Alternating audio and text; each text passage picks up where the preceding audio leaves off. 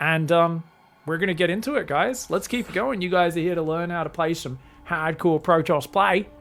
Let's play some gold StarCraft. Guys, we are starting the gold part of Bronze to GM, and we're doing Sentry Stalker Colossus. So the opening is going to start out the exact same in that we are going to be going for an expansion, a robo, 2 more gateways. So we've got that same kind of nice early setup. But after the first 3 Stalkers, we're going to start making sentries, up towards 6 sentries, which we're going to get as early as possible to gather lots of energy.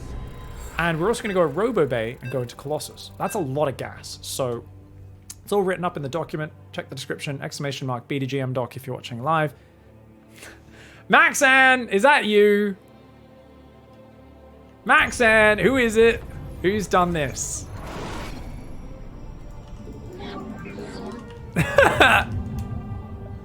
Who?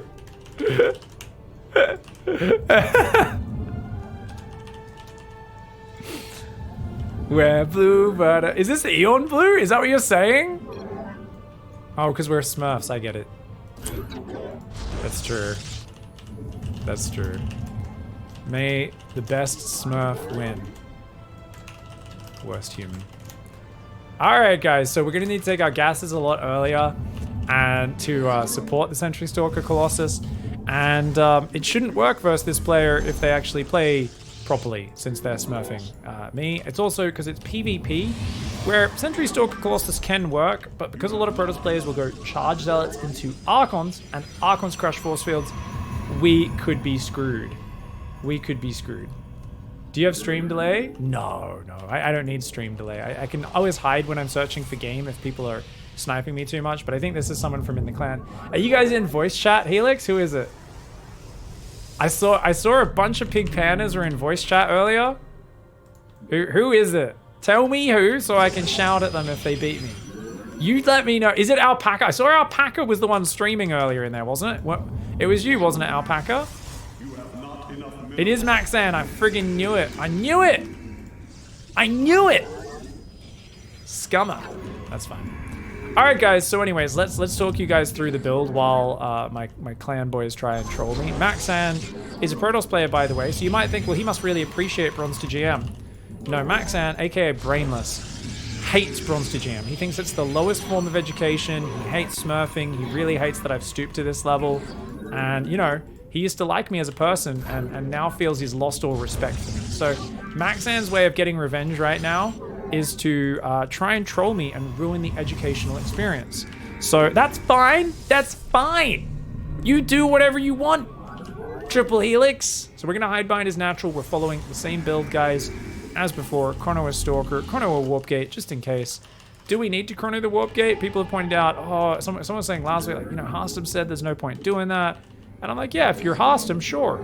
For us, it's just going to give us access to Warp Gate tech a little bit earlier and just have something kind of set in stone to spend that energy on. Because especially at low levels, where we're building lots of units for safety, we're not as flexible, it's going to be much harder to know when to focus on unit production and when to focus on army production. So that's something that we've got to kind of just develop. Now, because this is PvP, he might try and get me with some adepts coming in. So we're going to put a Stalker out here. Put it on patrol if we want. It doesn't really matter. Keep killing probes. And if we see adepts come in, we're going to have to jump on top of those really quickly. Because normally what you do in PvP is you actually wall off your base if you see adepts shading in. But we're not really at the point where we need to do that. I think it's like Diamond 2 before anyone does that on the ladder. You guys can confirm or deny where you find people actually either adept pressure and maybe even potentially do other things as well. Ooh, okay, check this out, guys. So we don't see an expansion yet. So we're going to try and run up that ramp with this probe. It's 3 minutes 30, no expand. Let's see if we can see other things.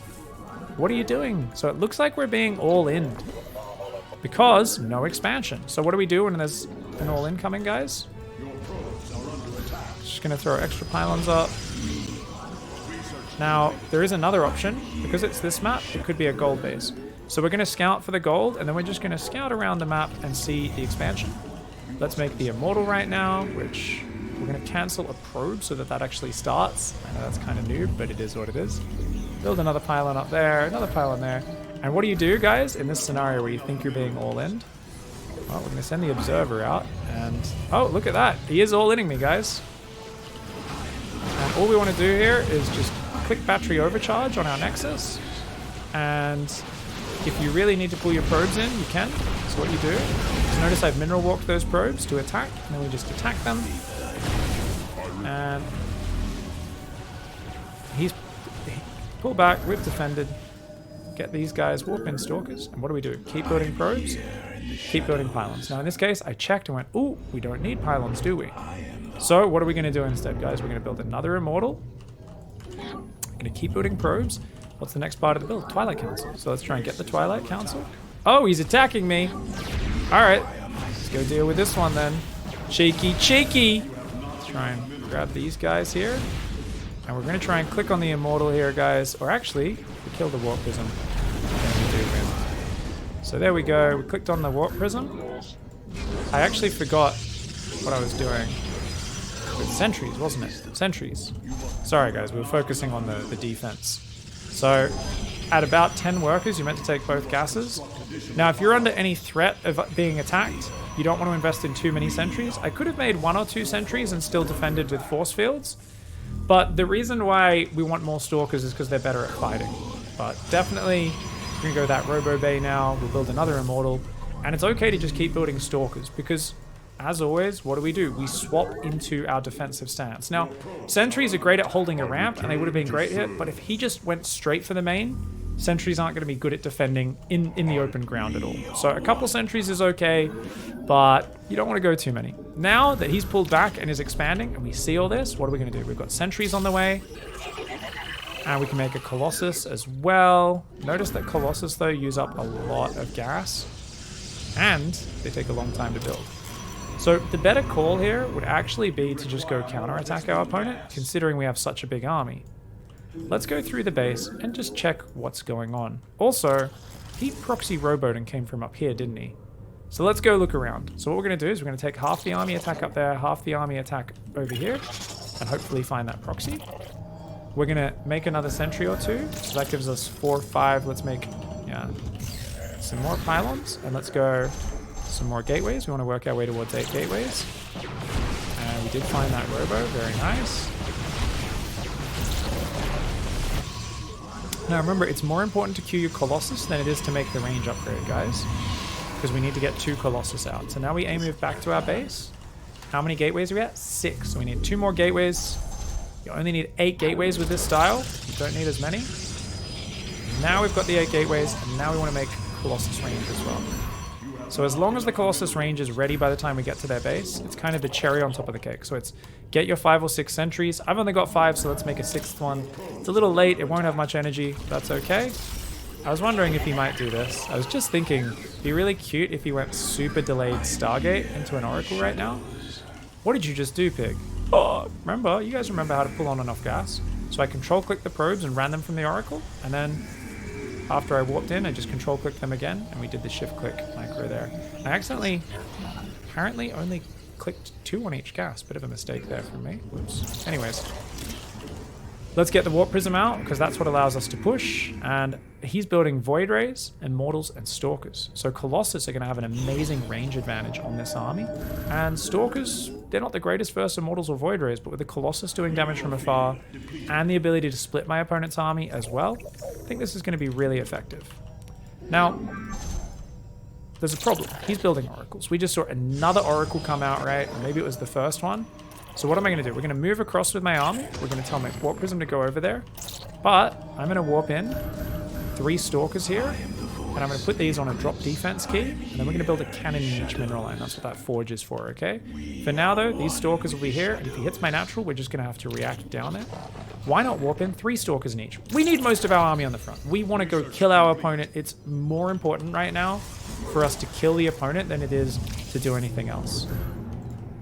So we're going to build a cannon there and a cannon there. This cannon is not well placed because it's up against the minerals. Better, guys, to put it right smack bang in the middle and closer to the Nexus. Alright, so now we're here and... Whoa! Did you guys see that blur? Pro gamer reaction there. Did not... I saw an Oracle standing there, which is what made me realize there was a stasis trap there. So now we're going to pop Guardian Shield, A move, and then we're going to force field. Now the problem is he's got some pretty long ranged units, but look at that force field, really nice. And notice we did another one to trap him. So we did some pretty advanced micro here. Some would say, aren't you breaking Bronze B2GM rules? You're doing more than normal.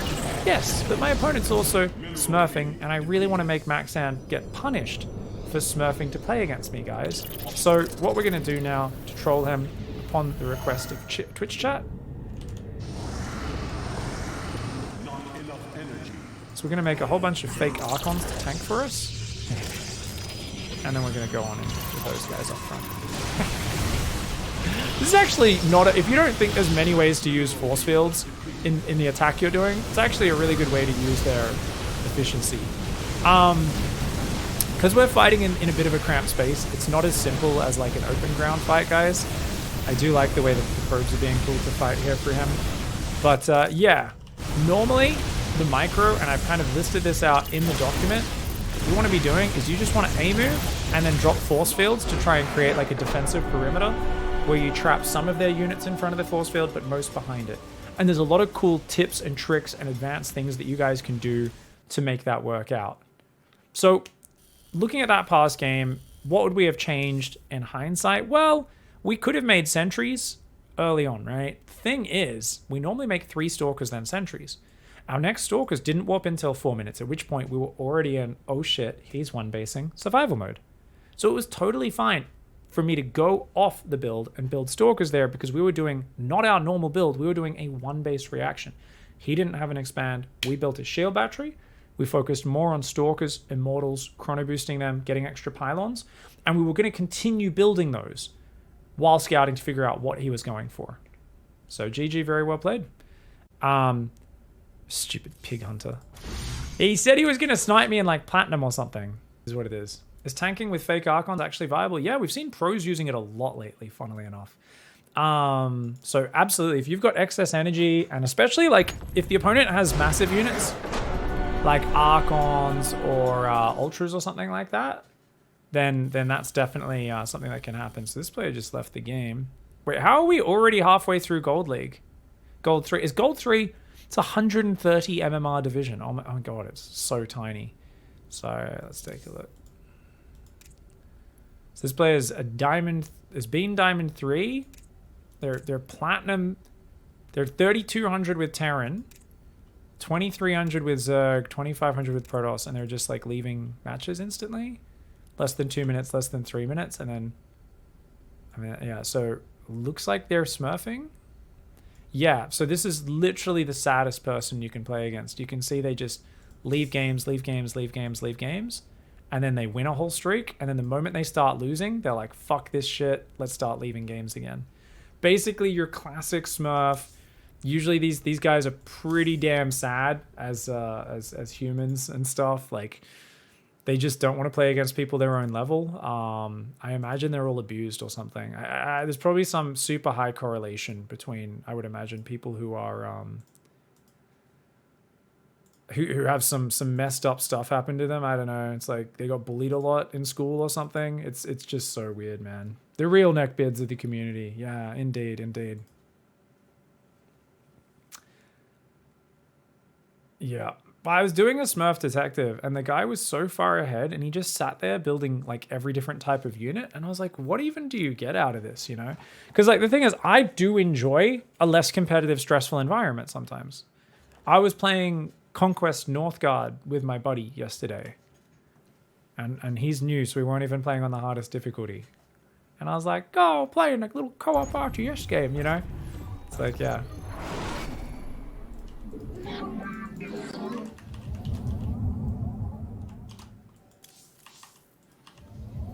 Why is pig, but aren't you smurfing as well? Did someone ask that? Oh yeah, for sure, guys. This is smurfing, but I'm doing it against my will. Twitch chat gave me money, so I had to do it. Also, my dog ate my homework. Northgard's relaxing. It's so chill, isn't it? It's a great game. All right, guys, we're playing against Ooga Booga. I regularly like to talk about how Ooga Booga is a legit strategy in StarCraft. It's where you rear up on your hind legs, make yourself bigger to confuse your opponent. You know, you act like something's threatening and then they freak out. All right, let's slow down, slow down. All right, guys, let's talk you through the build. Gateway, gas. Oh, you know what I wanted to start doing actually is I want to start doing Reaper wall-offs, guys. So I'm going to learn those. I promise you from this game on, I'm going to start doing... Oh, whoops. I thought I had 16 already. I'm going to start doing Reaper wall-offs against Terran. Against Zerg, we'll keep doing the same wall-off at the front. But against Protoss, we'll wall-off up here as well. So we're going to actually change the build-up a little bit. This is really exciting because it's going to be kind of new things that we're learning, guys. So, control group 2. So we've got number 1, number 2. And check it out, guys. 2 gases and a and a barracks. My opponent is doing a 1-base build. Add to control group, send to the camera location. This guy is going to go hide behind the natural, but we can't get out. So we're just going to tell this guy to attack. Shift move and then A move and just kill whatever you can get your hands on. Let's build the cyber core now and resume probe production. So remember, it's 21 probe, build a second gas, add another probe, 22 pylon. I'm going to put that right here. Maximum production space. You guys know I love that shit. And we just attacked. Oh, and look at that, guys. Before we died, opponent was really nice, built a command center in front of us. So we know my opponent's not 1-base, so we can follow the most standard version of the build. No adjustments required. Fantastic. All right. Now, as we go through later in Gold League, I'll start doing Stalker harassment or Adept harassment, guys. Just a little bit, especially versus Protoss and Zerg. That's a lot more effective. Against a Terran, takes 3 hits to kill a worker. So Adept harass not as effective there, but definitely something, if you like, you can still go for. Super advanced tip, that robo placement's a little dangerous because sometimes Terrans will siege tanks there. Be better if that robo was tucked in the back a little bit, but that's a very niche situation, so that's usually something you only really worry about if it's happened to you recently, and that's fine. A lot of people are like, oh, shouldn't you be prepared for every option? Guys, there's too many options in StarCraft. You can't prepare for everything. Like, you know, let the chips fall where they may. Let the pieces fall where they may. Don't stress over being ready for every option. It's just not possible. So if you guys have played a bunch of poker or anything like that, you might have already learned some of these lessons from other games where there's a shit ton of variables outside of your control, and there is skill, but there's also a lot of having some mental toughness to handle the fact that you don't control everything. All right, guys, so we're going to make an observer. We're going to rally that over to the front. We've got the 3 gateways. We've added those to our gateway control group. We're probing up here. Let's build another pylon. I'll get it at the front as well. I do like getting an extra pylon at the front to power that gateway, and if we end up with a shield battery there. And I'll build another pylon straight away as well, because I like to just have a bit more coverage in the main base. All right, guys, so remember, 10 workers on the natural. Oh, we're already late. It's so fast. So we actually should be taking those gases about 3 minutes 20 or 30. We're already late on those gases. It's just so early in the game that you go for those. That's wild. Now, guys, if I go for 3 sentries here, that's going to delay my immortal, okay? So this is going to delay the immortal a little bit. And you know what? We could even skip the immortal if we really want. Let's make sure these guys go on gas immediately. Let's build another pylon here. And I'll still build the immortal. Will I, though? You know what, guys? Yes, we'll still build the immortal every game just for safety. But this does slow down the build order a little bit. I think what would be better is if you start the Robo Bay, then you start the Immortal. And it would actually time out better. Because if you look, Robo Bay is 46 seconds, Immortal's 39. And if you chrono the Immortal, it's only 29. So, Robo Bay, then Immortal. That makes a lot more sense. We'll do that next time. So, let's go in with our Observer, guys. Oh, I actually accidentally still had this probe on hotkey 2. I haven't set up my Observer, so let's do it. We see opponents taking the natural. We see a barracks. We see a factory, a starport, and a starport. So our opponent is going triple starport battlecruiser and is going to get upgrades for them as well. Now, if you look closely, there's no sparks flying from any of those, so they haven't actually afforded any of those yet. Now, the most basic and best counter is just to get points. So we're going to go Twilight Council. This is no more sentries. Let's completely go off book. We're also going to go kill our opponent. So if your opponent's doing something, rather than racing in your head, how do I counter this? Notice our opponent doesn't have any fucking units and is going for 3 starport battlecruiser. So we're literally going to take my army and I'm going to A-move it into his main, and then I'm going to focus on macro. I'm not even going to look at those units. So we're going to go for 9 gates, maybe like that. And we're also going to take a 3rd base. That is, why is that my 3rd camera location?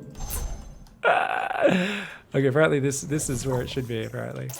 And look, so these units, like I said, not even looking at them, guys. That's my third. My camera locations are almost at 4th. So we're going to make Blink, Chrono Boost it. We're going to take the gateways, add those to our group, keep making Stalkers, and we're also going to build just one battery in each base. And keep building pylons. Let's look at our units, guys. Oh, look at that. They're killing stuff. Just glancing to make sure they're killing things, which they're doing a great job of. And what are we going to do other than that, guys? Well, we've got a third. So let's build some pylons there. Make sure we don't get supply blocked. Change the rally points. We can build a few more probes. But most of all, we're just going to keep building Stalkers. So this is just us countering an opponent who is doing a completely illegitimate build order. And if we were really passive, that would be really hard. Colossus would do nothing versus Triple Stubborn. All we're doing is building BCs at home. Oh, these guys are still killing stuff? Look at that, guys. And the first battlecruiser's just popped out because he went 3 starports before he could actually afford the production. Which means, check it out, we can probably grab the rest of our Stalkers. We can just kill him, can't we? So, Day 9 has a famous saying from his old Day 9 daily, guys, and that is, if your opponent's doing something really... Well, what is it? If they're doing something really weird or really confusing, just go fucking kill them. And it's a great saying. It's a really great saying. In this case, we saw our opponent investing so much in tech. Expansion, sign of greed. Greed, greed, greed, greed. 3 different tech structures on top of that. Different tech path, different fancy upgrade structure. And so we are just going to warp in Stalkers and notice all we're going to do, guys, move command. And then do A move or focus fire. We're going to focus fire. Move in.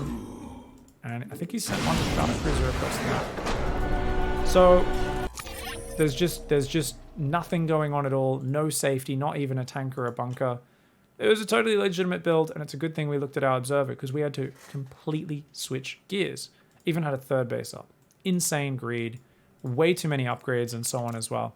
So let's go back a little bit and look at that point where we scouted what was going on. My observer sat there for a long time before I went in, by the way. We're just taking our time doing our build. But immediately we saw no defensive measures. So much tech so early in the game. Absolute insanity.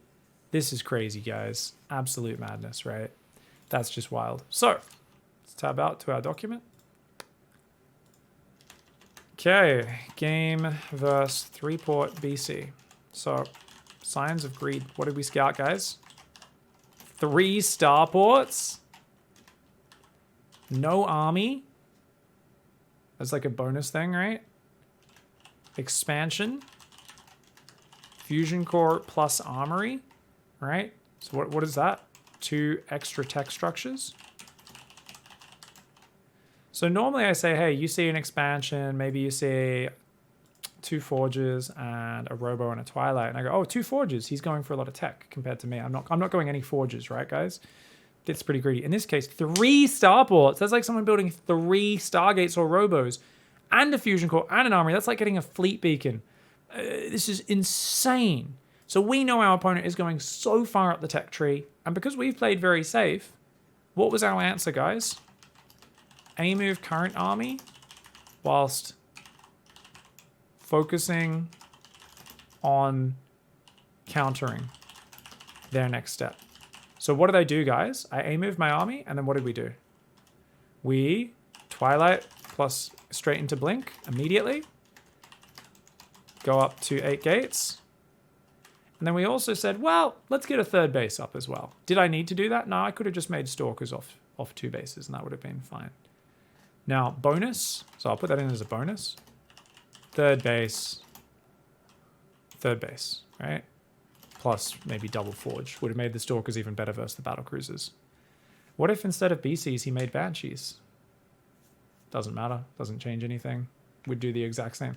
I mean, if he already had Banshees in production and we didn't see, so we don't see a fusion core, no armory, we just see all those starports whirring already, then we'd just basically get a few extra observers out, but we'd do the exact same thing other than we wouldn't attack. Yeah, it's a good question actually. It's a really good question because the Banshees would be out straight away. I only had a few sentries and stalkers I attacked with.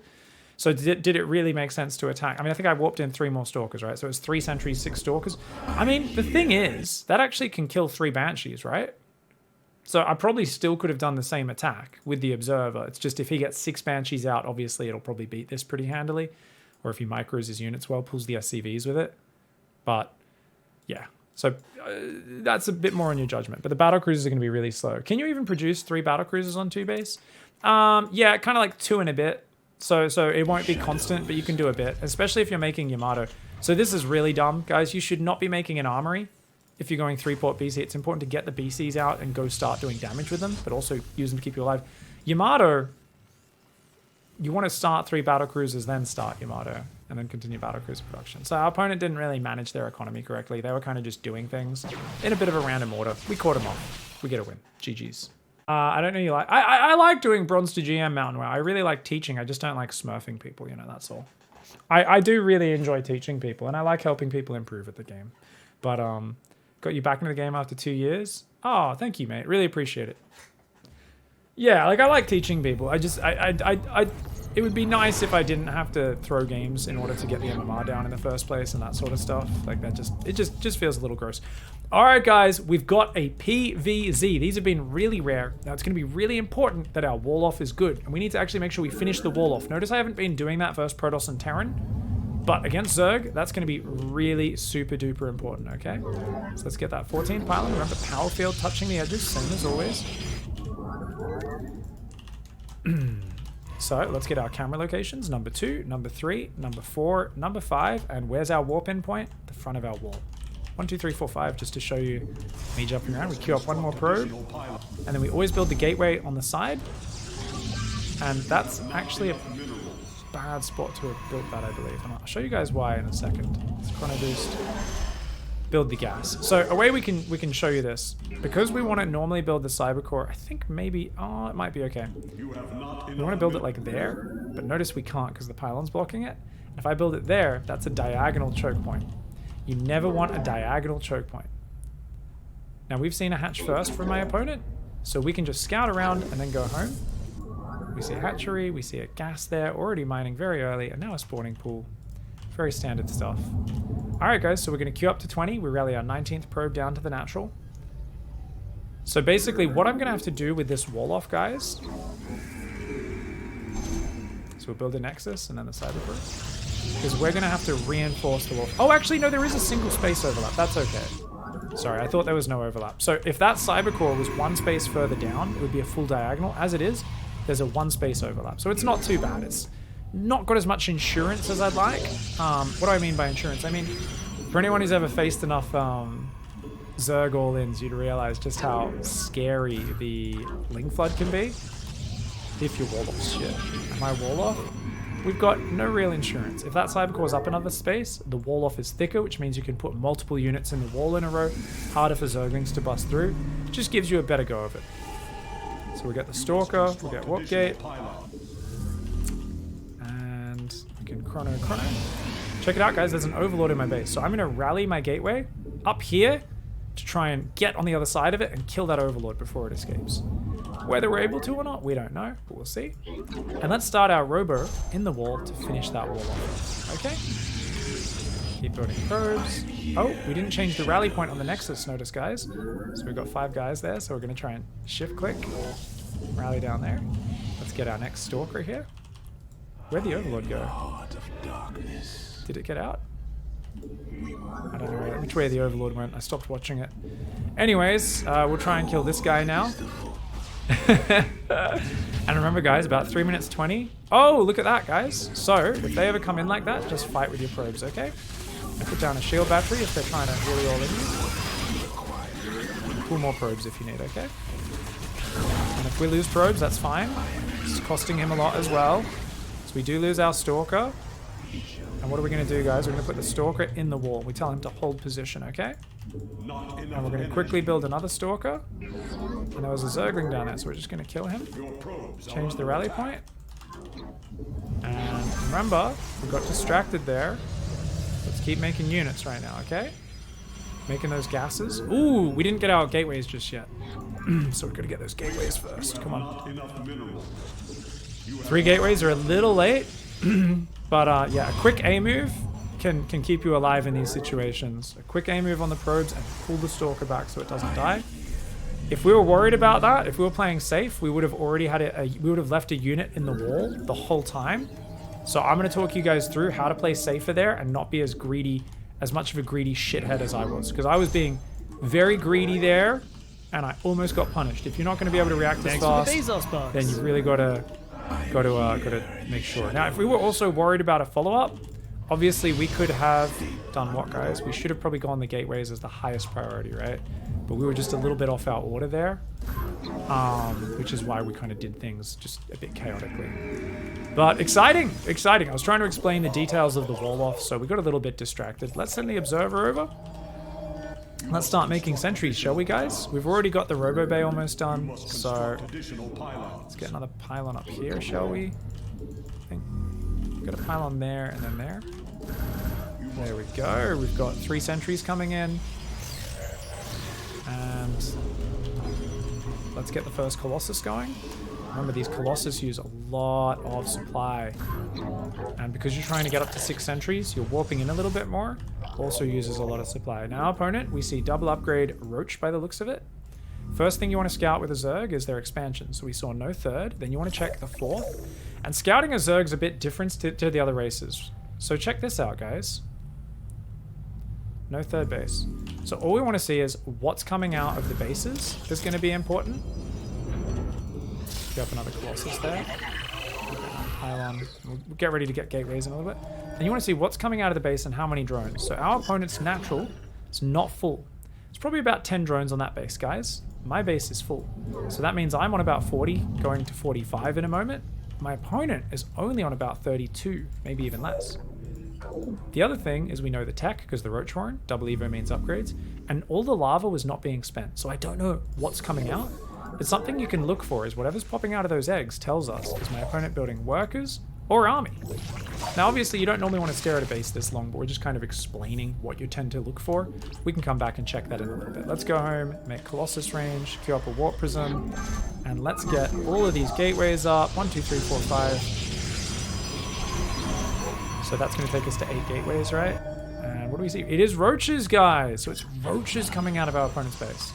Okay, so we've got 2 Colossus, a lot of sentries. We're going to make more Stalkers. Now, our opponent, their Roach Horn is throbbing. So they could be making Burrow. So I'm going to bring my Observer back. Looks like he did take a third. We're going to click that on the Colossus. So notice the Observer's not in the main army. It just follows. That's its job.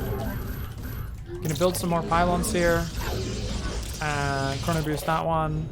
Warp Prism should be out soon. That's going to also provide high ground vision. We know there's an Overlord on that pillar normally, right? Well, looks like he's actually all the way over there, funnily enough. That's fine. Let's try and warp in Stalkers, add them to control group, guys, and let's try and move out. Now let's go for our push. So we see where the third is, so this will be our staging point. Tell the Warp Prism to go there. Already warping in more Stalkers, adding them to control group, and right-clicking them across the map.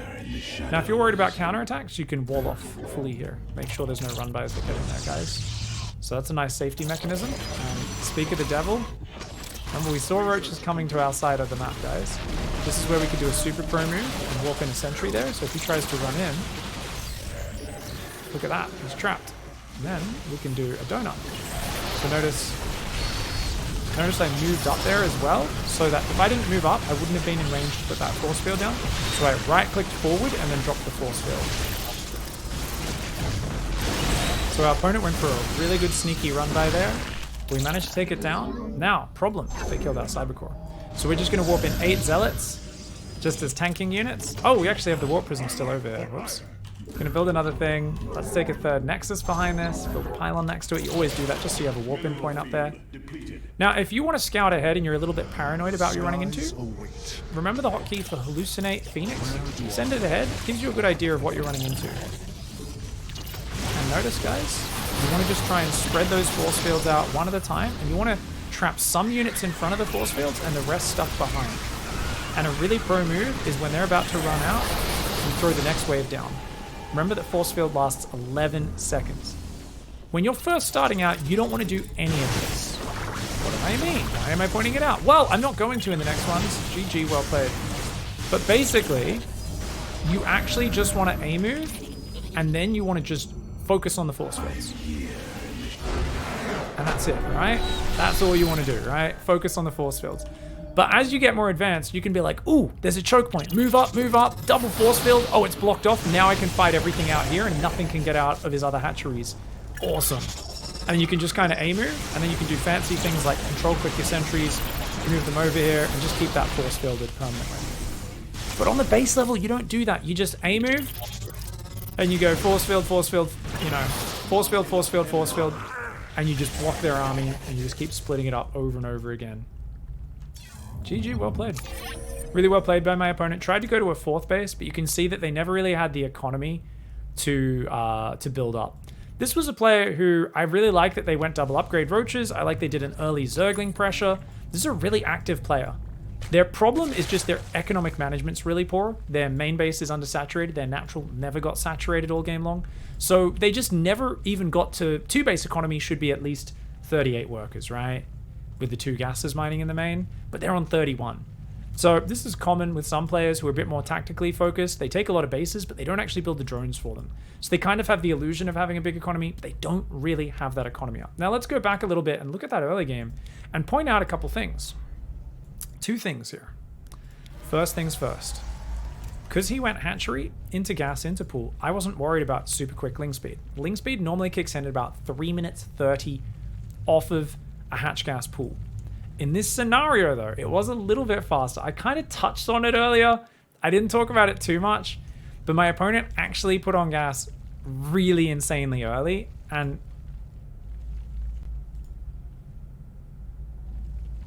they went gas before hatchery. Oh no.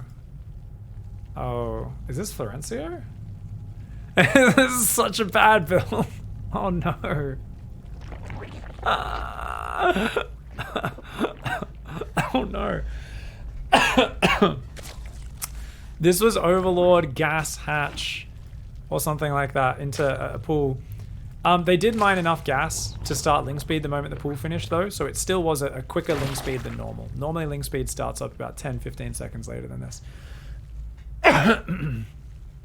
Just the build order is so inefficient. My opponent's like 6 workers down from where they should be at this stage, that's all. Anyways, so one thing in my build order, guys, is I didn't queue the Stalker straight away, which I've been doing up to now. I wanted to get the Robo straight away.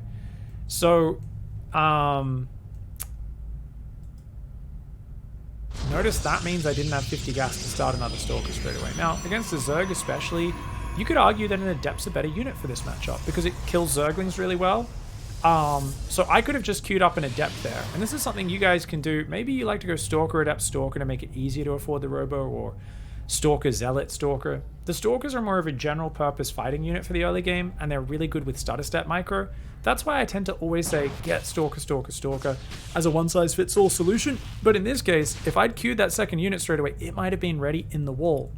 Notice here, he came in before ling speed was done and got inside 30 seconds before I thought ling speed could really be finished. But what did I do? I pulled the Stalker back and I A-moved the probes to help fight with it. And that would have been easy. I would have lost no units to those Zerglings, but when these guys came in, that's where I was in trouble. And I had to put down a battery and pull about 10 more probes just to make sure. Because if more lings were rallying in, I need to surround them, kill them, and get a wall-off up. If there's any sign of more Zerglings coming, or I'm in any more trouble, I would have immediately put a pylon down there in the wall-off. Why not a shield battery? Shield battery only has 300 hit points, pylon has 400. If I've got the money, maybe a gateway is an even more solid wall-off to make sure you're really, really safe there. Yeah, good stuff. So after that, guys, the moment the dust settled, we should have gone double gateway. Remember, stick to your build order. I should have gone observer to get scouting to see if there's another wave coming. Double gateway. Continuing to build stalkers and units is definitely the right call. And then go gases. So we messed up our order a little bit here by going straight for the gases, because I was remembering that previous game where the gas was low after dealing with aggression. But it's cool to see already in Gold League, we're starting to face more combat from our opponents, right? So this was a nice little mix-up.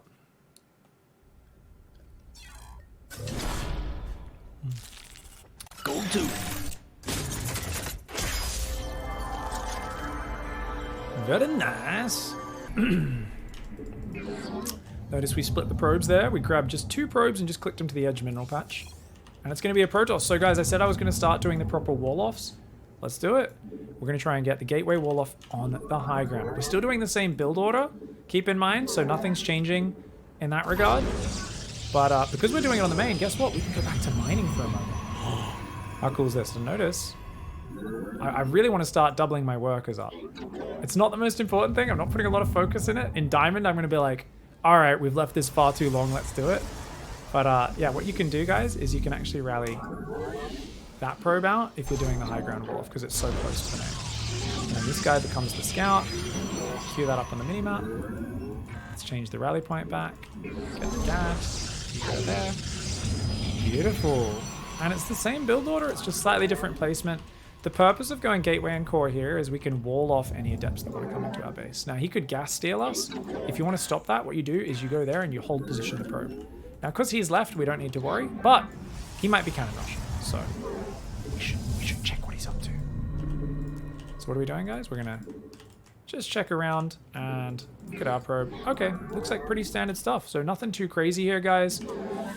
I mean, his probe did hide.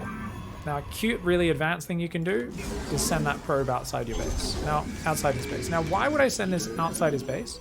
It's just so I can see if he comes home. And there we go. We see his probe coming up. Because if his probe didn't come home then, that means the probe's still on the map. But it's not scouting me. So where is it? That would mean we're getting proxied. That's some big brain shit. I don't recommend you guys waste your APM on that stuff or your mental power thinking about all that. Just a cute little idea. Now, we can build a pylon on the low ground just so that we have the ability to build a shield battery down there, guys. Right? So that's kind of nice in PvP. We will need to get another pylon up here. To cover our main at some point as well. But for now, this looks good. So what do we got, guys? Gate, Cybercore, 2 gases, Nexus. Looks like a pretty standard build order. My Nexus is a little bit quicker. But at the end of the day, this is a very similar opening, right? Very similar opening. So let's chrono. We've got 16, 3, 3. They're not doubled up, though. So we're going to take... That patch had 3 workers on it. So notice we took the one off the patch that had 3. And we balanced it out. Otherwise, you're just gonna have probes mining quite inefficiently if you don't keep an eye on them. So we'll make another Stalker. And... Alright. Chrono boost that.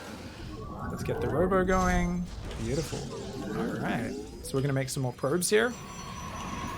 Got the Robo on the way. What's next, guys? Couple gateways. Now, I'm not gonna wall off at all this game. If I realize I'm up against, like, Charge Zealot Archon, I might build a wall off to hang on. We'll see what happens. Control click, shift 1. Exclamation mark rapid. People ask about rapid fire in the Twitch chat. Exclamation mark rapid if you guys want to info on that, guys. And guys, we've made 2 Stalkers. I don't know what's happening though, and it's PvP. Super pro gamer adjustment for PvP. We're gonna make a shield battery, and we're gonna go straight into sentries, because remember, we do want to get those sentries up. PvP can be a very aggressive matchup. He's expanded, so there's not too much that can hit us, but definitely something to keep an eye out for.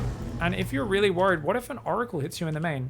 Our first Stalker warp in, we can warp in, or sentries, we can warp in the main. So if we put 3 sentries in the main, plus these Stalkers and the battery on the natural, Oracle shouldn't be able to do too much damage. This is a matchup where Oracle harass is very common. So about 10 workers on the natural, 320, 330 is when you take the gases. I took it a little later this game, but that's okay. We've got our Observer. We're going to put that on Control 2. That's our scouting unit. And, whoops, we wanted to go put these guys in the main, didn't we? So, put those 3 sentries in the main. Keep building probes. We're going to get another pylon there, and we're going to put workers on gas. So notice, just as they're finishing, put those workers on gas. And, ooh, he's thinking about attacking me. I didn't see those guys coming across. Whoops. Where's that, Robo Bay, and then the Immortal. Remember, we decided that would be a really efficient way to do it. What have we got? Gateway, but he's got a Robo and a Twilight. 2 tech structures, signs of greed. So we don't have to worry too much about anything, guys. He's got a battery, does have a 3rd gateway. Very similar build order for both of us. So we're just going to leave our Observer out front and go back to macro. Let's chrono the Immortal. Let's make 2 more sentries. We don't have enough gas for it just yet. We'll get there. So there we go. Last sentry. We're going to make a Zealot just because that doesn't cost gas, but it's a fighting unit, so it helps that way. It's useful. Oh no! He's following me with his Observer! Now, if they do this, guys, you want to try and run to the dead space. Or you want to run over cliffs and territory like that. So we're going to run straight home, see if I can make it home, and we'll see if we can run out and kill the Observer as well. Good chance he gets us there. And we're going to try and chase down his Stalkers, which are out here. So look at this. We're going to try and dodge them. Ah! Oh, big army. Okay, we're just gonna run away, guys. You can have it. You can have it. Second Colossus? No, this is our first Colossus on the way. That's fine. Let's go up to 8 gateways. 1, 2, 3, 4, 5. And then we can grab more pylons as well. So you do need a bit more continual pylon production, right? When you're playing this Colossus style. You're gonna notice it's a bit of a different flow. There's a bit of a different flow. And the gateway explosion is much more of an afterthought, because it's the force fields and the Colossus that actually defends us from most early things. So we're going to chrono that. Let's chrono Colossus range as well. Keep chronoing this guy. And we've already added these. And all we want to warp in is Stalkers. Now, in PvP especially, you'll see pros do a Hallucinated Phoenix. In general, with this style, if you guys are ever wondering... Whoa! Force fields! Oh, he has Blink as well. So if people are you're unsure what's happening, you can always just queue a Hallucinated Phoenix. Because there's Stalkers outside my base, we'll send it all the way around the edge of the map. And we're going to go through and check the 3rd and the 4th base. So that's what we're checking here, okay, guys? Let's get a Warp Prism as well. I'm going to build a shield battery there. Now, we're also going to build a Forge. Why are we building a Forge, guys? Because we don't have any detection right now. We'll queue up an Observer after the Warp Prism and see how it goes. He's still trying to fight me there. We popped a Guardian Shield. So he's got Mass Blink Stalker. But when push comes to shove, the Colossus will shoot further. So what do we see, guys? A Forge, another sign of greed. So none of this is making me worried. Alright, we're going to once again send a Hallucination out because we didn't quite get to see all the bases. And my opponent's trying to do some mega try-hard micro. So unlike my advice, which is if you're not parting, don't try and play like parting, my opponent has heard the other advice, which is do exactly what the pros do no matter what. And look, he's taken a 3rd, another sign of greed. We're 2 base, opponent's 3 base, opponent's going Forge. We're not going a Forge. Yes, we built one, but we're not making upgrades on it. This is actually going to be a deadly push for us. So notice, he's running to the left. Stalkers are a really good hit and run army. So what I'm going to do here is I'm going to try and get across the map without him seeing me. Because he ran back through the middle. So if I run down this right side, and he doesn't see me, that could be really nice. Now this could backfire really badly. How could this backfire? Well, what if he runs into my natural right now? That could be really annoying, right? Speak of the devil, let's kill his observer.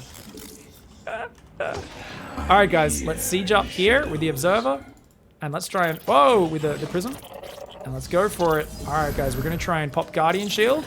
And use force fields here. And look at that, he's got a lot of zealots. So pull back and use the choke point. And notice, look at that, advanced micro. Alright, let's stop doing the advanced micro. Let's just A move and force field now. Pop another Guardian Shield. And notice Colossus will break force field, so you've got to be careful. If he battery overcharges, this fight at range is not too bad for him. And notice I'm pulling back. Whenever the Colossus are about to walk on the force fields, I'm like, oi, no! And we're just trying to A move. And let's just keep warping in Stalkers. Control click, shift 1. These units at the back aren't fighting. Let's click the battery. And now he's trying to run. So notice I'm trying to target his probes so they don't get away. And let's try and take the Warp Prism, use our hotkey, shift siege up. And alright, we're just A moving. Let's try and warp in another round of sentries. Really good to get more sentry practice. Really great play by my opponent. That was pretty incredible. Is this really Gold League? This guy's like running Blink Stalkers around. Didn't really have enough understanding to adapt the play, but got a lot of gateways. Was up to 14 gateways, 15 gateways, and 3 base economy. Given another minute to mass zealots and do a flank on my army, this could have been really, really hard. Wow. Once again, I'm not sure if there's just a lot of Smurfs out there or people are better than they used to. I think because there's so much educational content, people get really good at certain skills that they're learning. And they sometimes lag really badly in some of their other skills. 222 APM from my opponent on natural. Around 3 minutes 30, I think. Yeah, 3 minutes. 3 minutes to 3:30, somewhere around there. Other than that, what did I do? I mean, 3 sentries warped into main to guard against Oracle, right?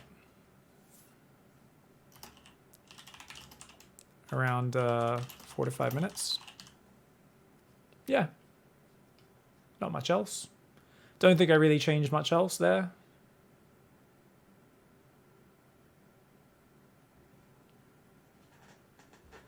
Flo's playing in Diamond right now. Oh, it's just, you know, Flo has a lot of accounts. So like if he's trying brand new wild build orders, sometimes he's around Plat, which is probably still too low for me to play against him. It was a joke though. Obviously just making fun of Flo's build orders being inefficient, right?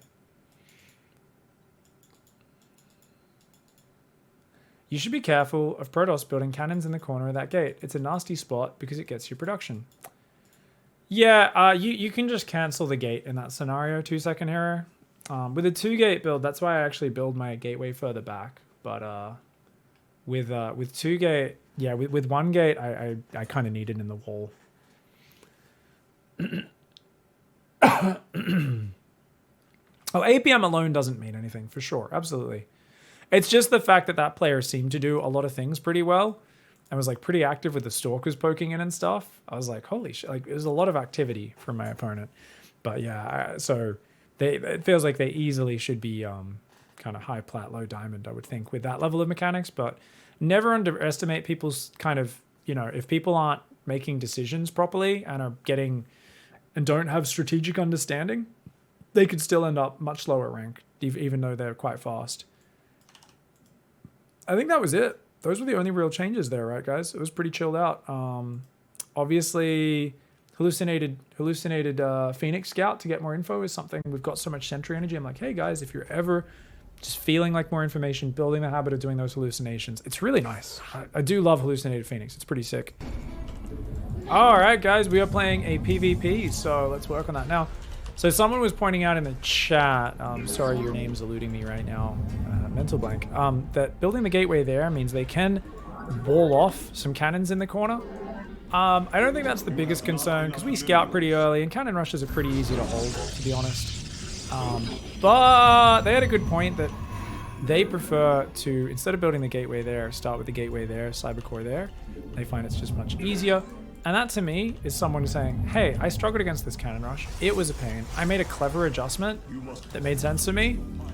And I love when people do things like that. I think that's so smart. Just to, you know, wait, what am I doing? Now I'm getting confused. I'm like, wait, where do I build my gateway normally?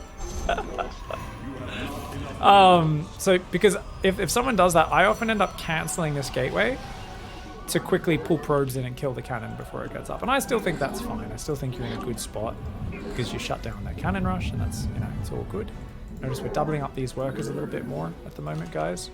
Rally the 19th worker to the natural. Let's set up our camera locations. 3rd base, 4th base. We're going to expand right along the top of this game.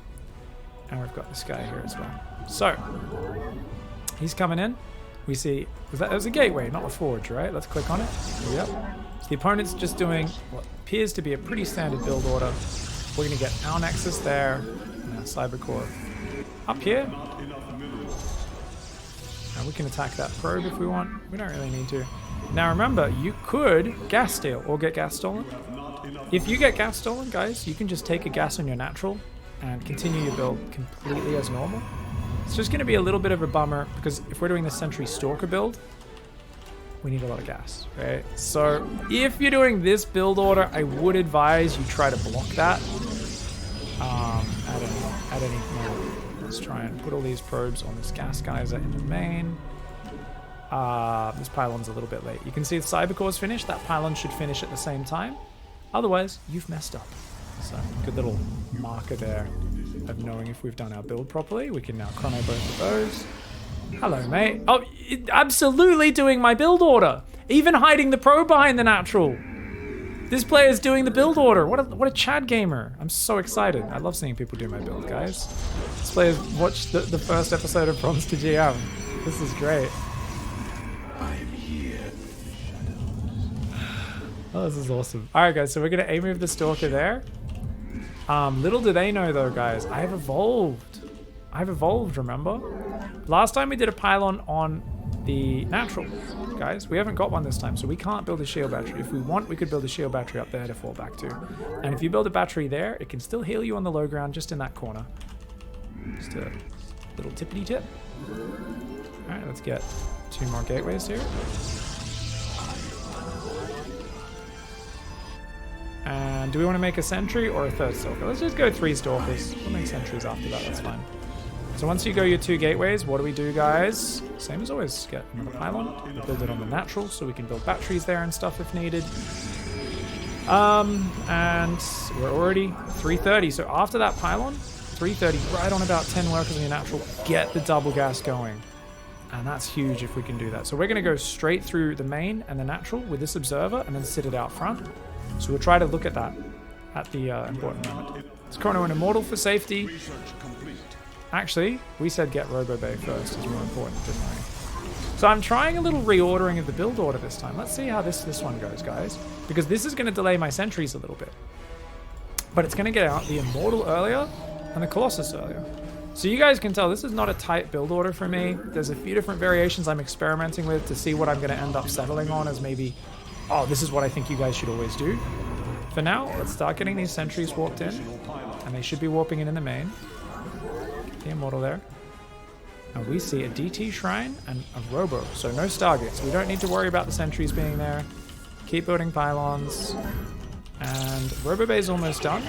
So we're going to start a Colossus. And this gas seems to time out pretty well, right, guys? 3 sentries, 3 stalkers. We're going to have 300 minerals, 200 gas available the moment that finishes. This seems like it's lining up really well, right? That's really beautiful. When your shit lines up like that, you got to feel good about that. Keep warping in sentries. If you feel under pressure, warp in zealots. But right now, the only thing we're worried about is Dark Templar coming in, right? It's building a forge as well, which is a big sign of greed. So we're going to bring the observer home. I think I'll build a forge here, guys. Just so I can build a cannon in each base. So that in case I get hit by Dark Templar as I'm moving out. Now I'm going to warp in another sentry. Oh yeah, here we go. Here come the Dark Templar, guys. Force field. Oh no, oh no, oh no. Hurry up, observer, get here. Alright, he's trying to kill the, Ooh. Here's a trick, guys. If your opponent has something very dangerous like an oracle or a warp prism, you hallucinate a phoenix. This is a super pro trick, and you just right click it on it. And that way it'll follow it, so you won't get surprised. Okay? So just build 1 cannon in each base now. If they're doing lots of Dark Templar run-bys, let's put that observer off the main army and just tell it to follow again. But if they're doing lots of run-bys, how many sentries do you have? Just 4. Let's build 2 more. And you're worried about like 5 Dark Templar running in, you want to get a shield battery as well. But for now, this should be fine. So we just build 1 more pylon there. Let's build 1, 2, 3, 4, 5 gateways. And then we can, of course, build some more panels for that as well. So wait for them all to be ready. Control click, shift into the gateway hotkey. Add this Colossus to our army. And yeah, beautiful, guys. We're ready to go do our push, aren't we? All right, so as soon as this prism's out, we'll be ready. We'll move out across this map. We can already rally that forward, so let's move forward to our staging point. We're going to double tap the robo hotkey is how I jump to that. We're going to grab the prism, control 2.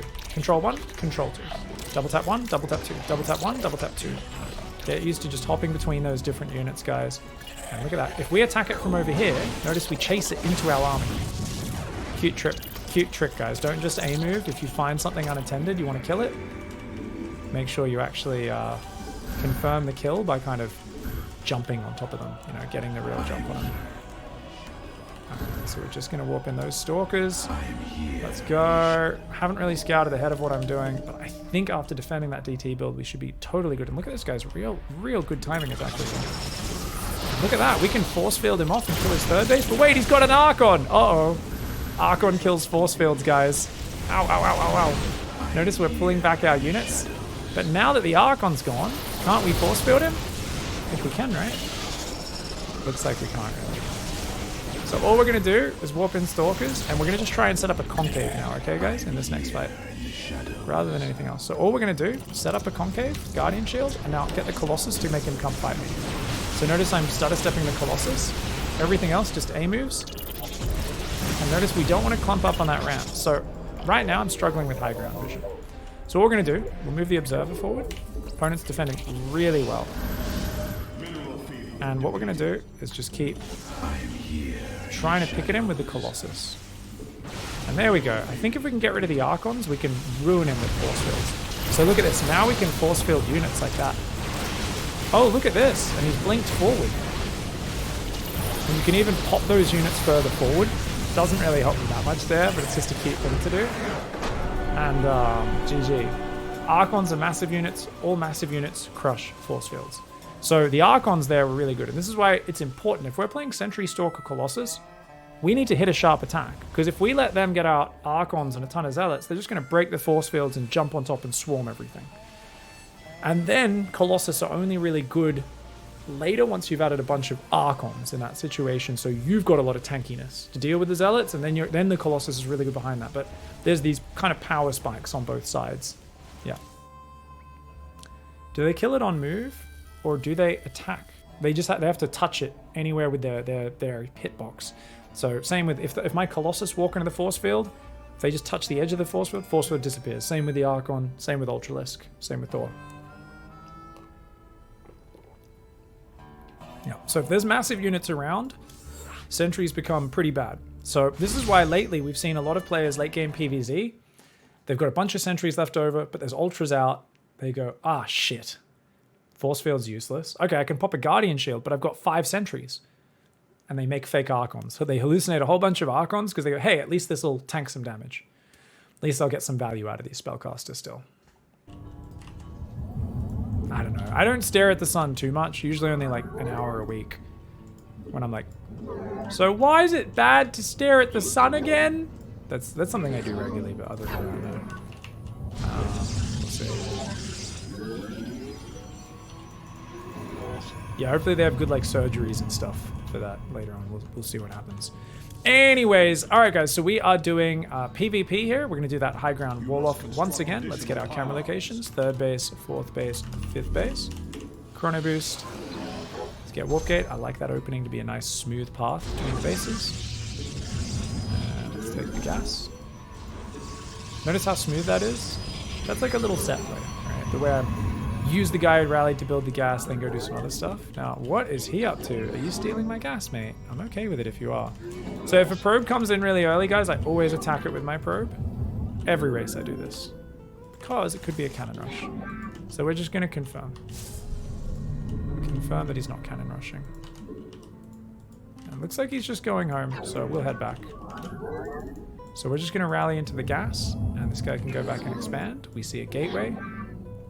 And no worries. So we're going to build a Nexus. Cybercore. Now against a Zerg, you might leave a single space opening. The reason we leave a double space, guys, is because it's an accessibility entrance. So not everyone's as skinny as a probe or a zealot. If you want Archons to be able to get in and out of your base, you need to build an accessibility entrance. Otherwise, when you recall them back, they'll get stuck in your main base. So that's a accessibility entrance. It still gets walled off by a single pylon or shield battery. Pylon has more hit points. Shield battery, though, takes a lot longer to build. So shield battery is better if your wall off is just a temporary block and you're planning to cancel it. Chrono, get a Stalker in the way.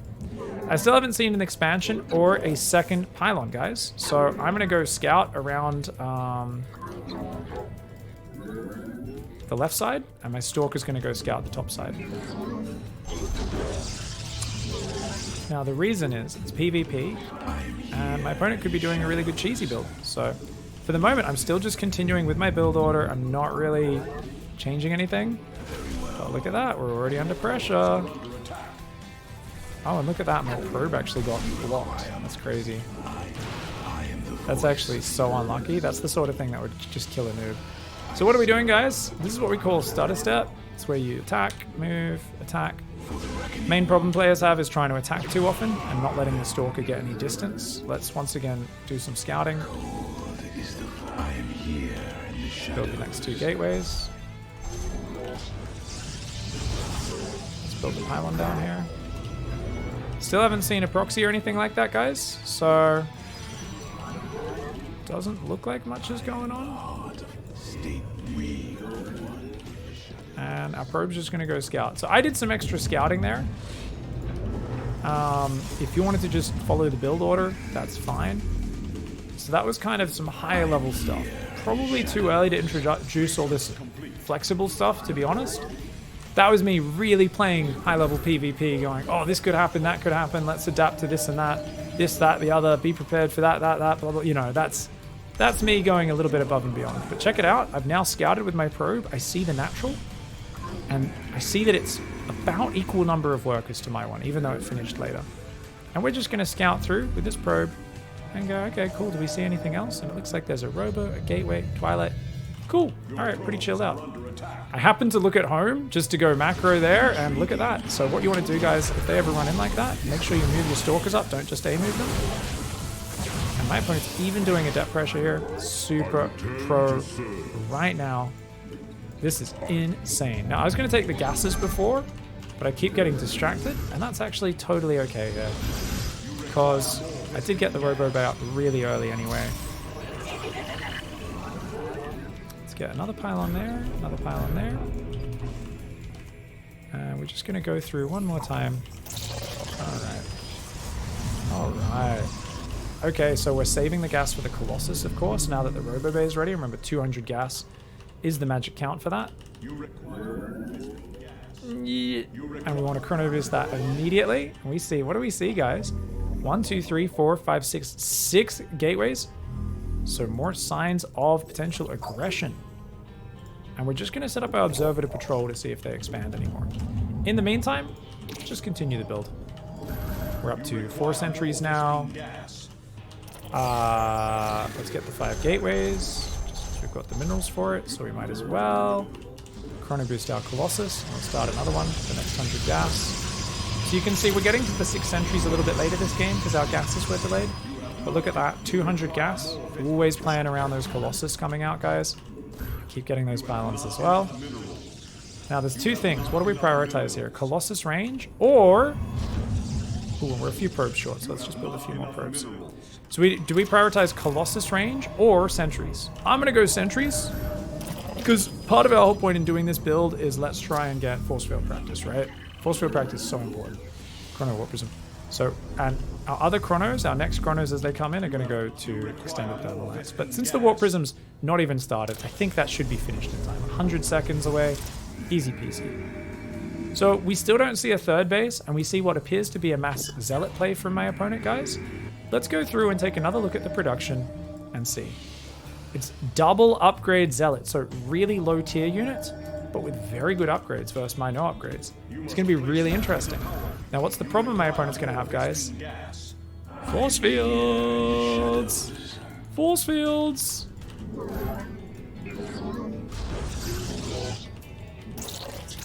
Let's go. Alright, so we're just gonna block all the zealots. And unless he has a gold base or something, we should be good. Alright guys, army's moving out. Let's just right click our observer on a zealot. Let's warp in one more round of stalkers there. One more pylon. And let's think about what angle do we want to attack from, guys? Well, it looks like he's coming to me, to be honest. So I'm just kind of gathering my units up. And let's just go over here, because I think this area is choked up. So that should be a nice angle for us to force field in. So what we can do is we can go Warp Prism moves there. One more big warp in of stalkers. And let's go for the fight. Oh! Oh! Oh, he's moving out. Okay. Well, this is really good for me then, right? So now we can move up the ramp and use this ramp against him, right? Let's try and kill this Cybercore, shall we? So we're going to pull the Prism in.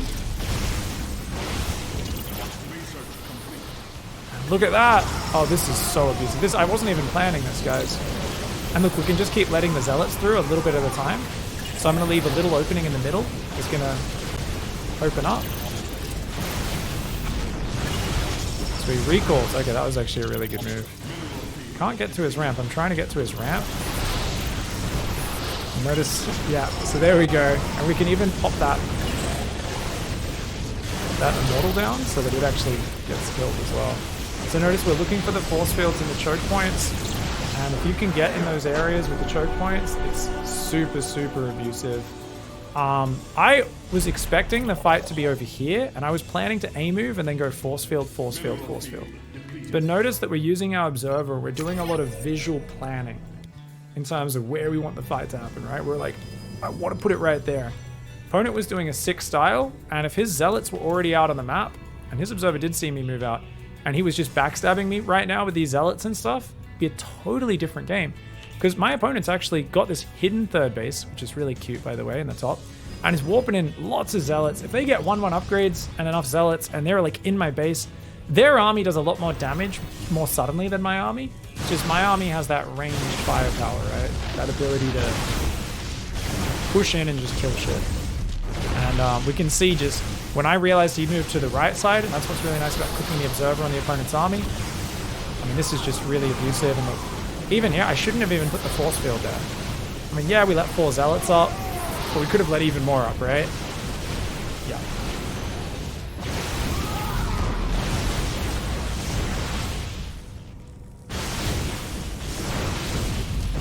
And we managed to move forward and cut him off. So notice, whenever we're out of range, that's something which is huge. I haven't talked about it too much, but whenever I'm out of range, I move my whole army in the direction they need to go so that the sentries get in range of the force fields. This is something you guys are going to suck at when you're new to it, where you're like, oh, I'll just cast a force field here, and your sentries are like stuck behind your stalkers, not in range. But notice I'm moving in so I can get in range to cast those force fields. And that's something you really want to pay attention to. Is this build working in Diamond 1 or Masters 3? Sure. I mean, it depends what you're playing against and what situation you're in, for sure. Yeah, obviously it kind of depends, you know. You got to apply at that level. You better be applying it with a bit of critical thinking. I always argue somewhere in like Platinum 2 probably. At the latest, Platinum 2, Platinum 1, you do want to start learning different builds for each matchup and thinking about the meta at least a little bit. Everyone's playing Void Rays. Maybe I don't want to just play Roaches every game, right? Speed Roach attack timing. If everyone's going straight Void Rays, probably not a good idea, right? You know, make some adaptations to what's going on. Got to Diamond 3 EU as Zerg doing pretty much nothing. And there's some games I get completely rolled. I don't feel like I've achieved anything. Any tips or a build to do? Just pick a direction, mate. That's what you got to do. So if you're just doing random things, I feel like I don't know what to do at all. Says a touch of Jaffa. Yeah, pick. So this is the trick to getting good at StarCraft and to enjoying the game, and also it's a lot less stressful. Pick a composition. I'm playing Lingbane Muta. I'm playing Roach Hydra, potentially adding lurkers on Hive Tech. I'm playing Muta Lingbane every game. I'm playing Lingbane Hydra every game. So you basically do that. You pick your composition, a solid, well-rounded composition. You define your opening as well. Pick your opening build order, and then list out some timing attacks. And then you've got it. You're like, okay, I'll harass 14 Zerglings at the 4-minute mark to see if I can cancel their third or do a backstab or whatever. And then we'll look for a 1-1 Roach Hydra timing after that or something. Should hit about 7 minutes 30 with 20 Roaches, 10 Hydras. You know, like, just write out some timing attacks. Work towards those and start confidently hitting some dumb attacks, and suddenly you're an infinitely better player. People are like, oh, I'm too afraid to make the wrong decision. You never improve then, because you're too afraid to commit to anything. You end up just kind of sitting back, and anytime you get a lead, you just take forever to capitalize on it. Sometimes it just disappears because you let the game go too long. Sometimes you lose a game and take another 10 minutes to finish losing the game, which is just demotivating because you're like, man, this feels unfair. It's like, yeah, you lost the game 10 minutes ago. Why didn't you just leave, you know? So make really clear decisions about, just have a composition you want to go for each matchup, a timing attack in mind, and you'll get so much better. But if the trick is, people go, but how do I know the right one to do? And I'm always like, there is no right one. It's StarCraft. There's like infinite ways to play StarCraft. Do you think timing is better than play safe and macro? So play safe and macro doesn't mean anything. A touch of Jaffa. I currently just do Roach Hydra and sometimes Lurkers. Yeah. So what you're doing is you're just going into it with no plan and no understanding of what's going on. And this is not hating on you, Jaffa. These are great questions. Same problem everyone has. They're like, oh, so you think just hitting timing attacks? It's like, timing attacks are what makes you into a good macro player. So what does that mean? It means understanding how to actually play the game. The best macro players go and fucking kill people all the time. StarCraft, if you want to get good at it, you need to understand how to attack. That's the core. Just sitting back and playing safe. I mean, you can't play safe versus everything. unless you have god tier understanding and speed and reactions and everything, like you can't play like Serral. So you can defend for portions of the game, be a bit greedy, and then turn that into aggression. Turn that into something. You aim for endgame. You used to play in Wings of Liberty, but you haven't played for ages. Game's evolved a lot. So if you're just playing Roach Hydra into Lurkers, though, that's not really a good endgame composition, right? So endgame comp is like really, really late. You still, even if you're going Hive Tech Lurkers, you want to have a Lurker timing attack in mind. Hive Tech Broodlord timing. But honestly, there's probably so many things you're doing so inefficiently, as there is for all of us. I think it's always easier to learn, and it depends on what you enjoy, right? Always play what you enjoy, because that's going to be the most motivating. But it's always way easier to learn if you're attacking sooner, right? Because you get more repetitions, right? You get more detail in your build order. There's less variations, but you get more detailed at dealing with the variations and the things you need to react to. So if you do a big 3-base attack, or you have multiple attacks leading into your late game that you at least commit to, and then you macro behind it, like you could be like, oh, okay, like I said, 4-minute ling pressure, 20 ling pressure, 8 minutes, 1-1 roach speed timing, 160 supply, something like that, right? Whatever. And then you can go to, 12-minute Lurker double upgrade, Roach Hydra timing. Add constant Lurker run-bys and multi-prong pushes to finish the game on Roach Hydra Lurker. Suddenly you've got a game plan there. You got a game plan, and you can improve so much because you got some goals. But that's the important thing. Make decisions. Make decisions, guys. Doesn't matter if you care if they're good or not. That's just some shit I just made up. But it's honestly so sick. If you just make decisions, you'll improve so quickly. There. And Buffer. Hey! Heyo! Good luck, have fun, mate.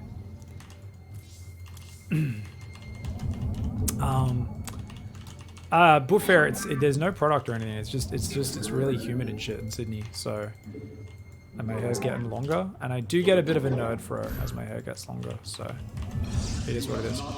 Aha!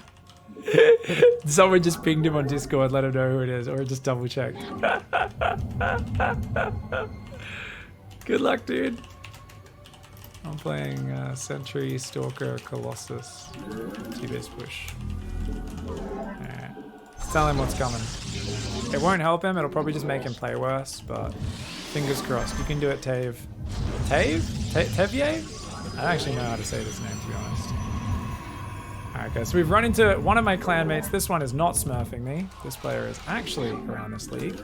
And we'll see how they go. Alright guys, let's set up the camera locations. We'll take a 3rd there, a 4th up here, 5th base here, and the rally point's already there. Notice that we are, of course, rallying down there. We've got this worker, which is going to go around, see what's up, and then come home, because we've already seen an expansion, so we've seen all that we need to see. And we can go double tap 1, double tap 2, double tap 1, double tap 2.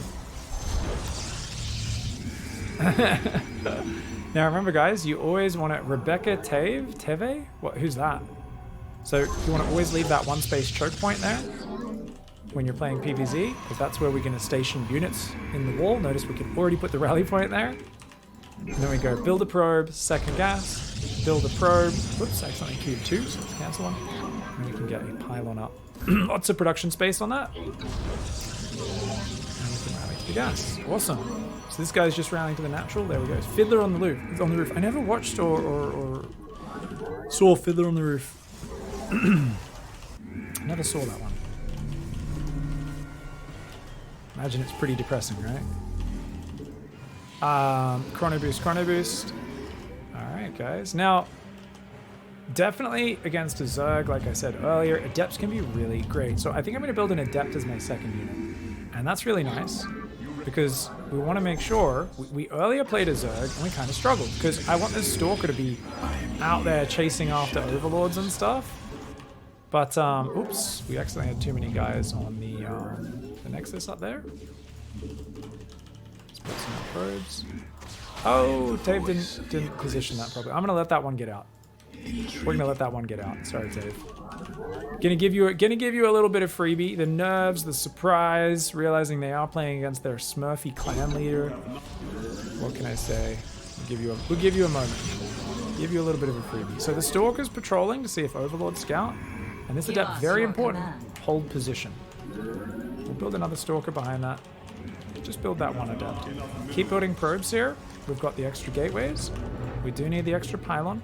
Extra production space, always good. And we can build the observer to go across the map, see if anything's coming our way. A few more probes. And we can go double gas.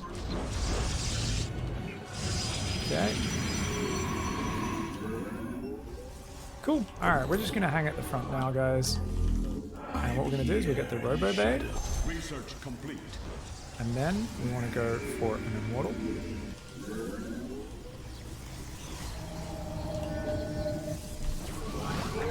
Let's try and build another pylon.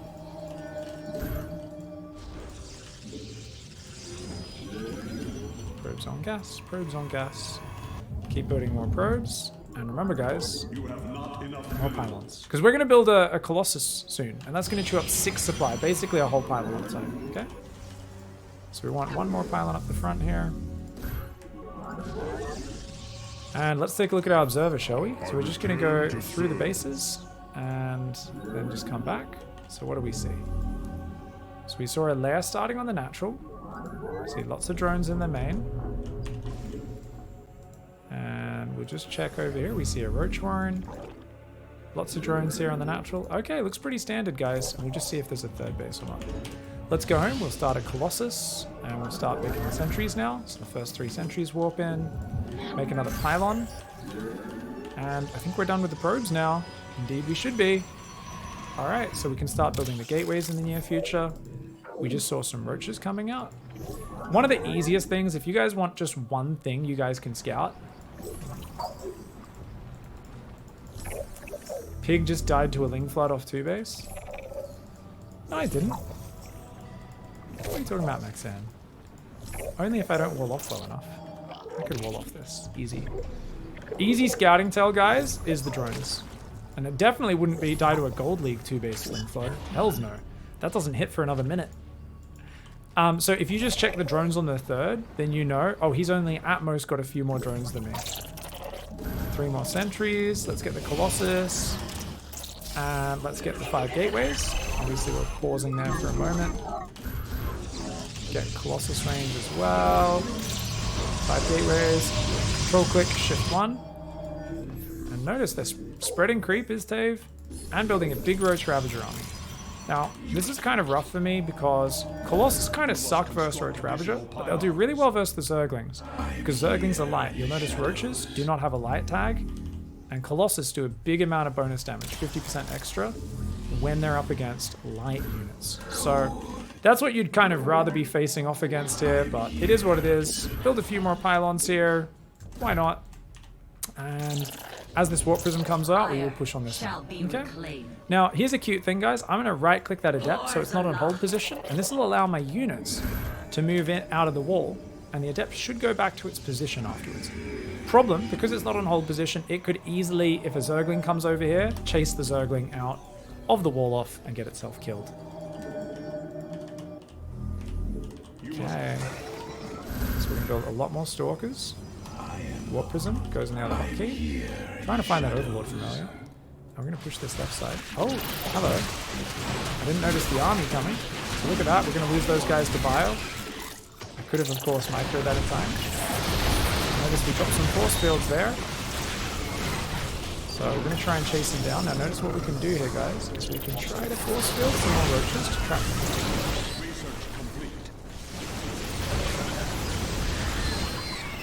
And notice we can pull back once again. Always trying to split these units. So notice some of these roaches can't get through. We dropped some bios on my army very well. I'm not focusing on blocking those. I'm just trying to kill these units. I'm doing pretty advanced micro right now, so let's just dirt that down, slow it down a little bit. Let's go to the right side so I can attack from just one angle. And then what's going to happen is if his army goes to the left, I can run into the natural and just 2-3 force fields there to shut the whole thing off. So this is something you always want to keep an eye out for, those abusive Mineral field defeated. angles, guys. So notice we're just warping in more sentries just so we can get more force field practice. Really good way to play it. And otherwise, we just force field like here. It's going to be fine. And we're moving the prism in. We're trying to just split his army up. Pull back just a little bit. And notice we're trying to keep back the roaches, so we're just fighting a few at a time. And look, we can pull the whole army back to dodge the biles. And notice we're just kind of splitting the army, trapping it so it can't retreat. Real dirty stuff here, and really abusing the power of the force fields to take advantage of our opponent and split them up. So you guys are starting to, I think, at this point, appreciate the power of the Sentry and how hard it is for a lot of players to deal with it.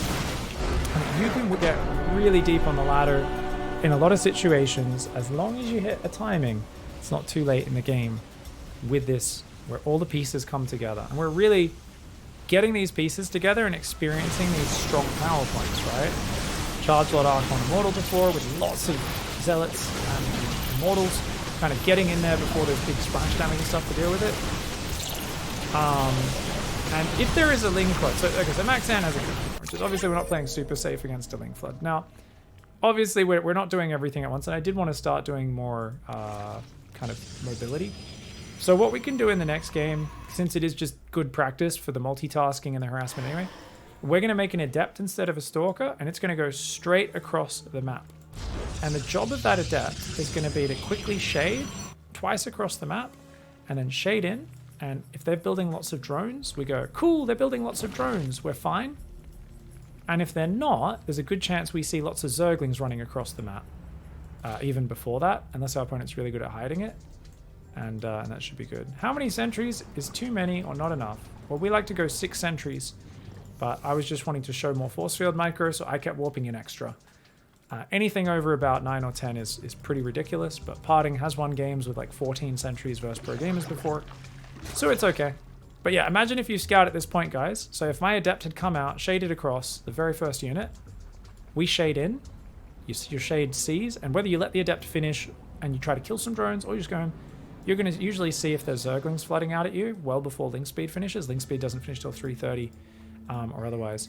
So now, obviously Max Am would say, oh, you die to a Ling Flood. Now, I should have had a 3rd gateway unit building. And to be fair, I would have had 2 Stalkers and an Adept if that was the case. And my Adept was in position. So if there was a Ling Flood, the real danger would have been the early Zerglings coming in before this Adept was out. But once this Adept was out, and in that case, it's just about not losing the Stalker and pulling your probes, right, before the Ling Speed kicks in.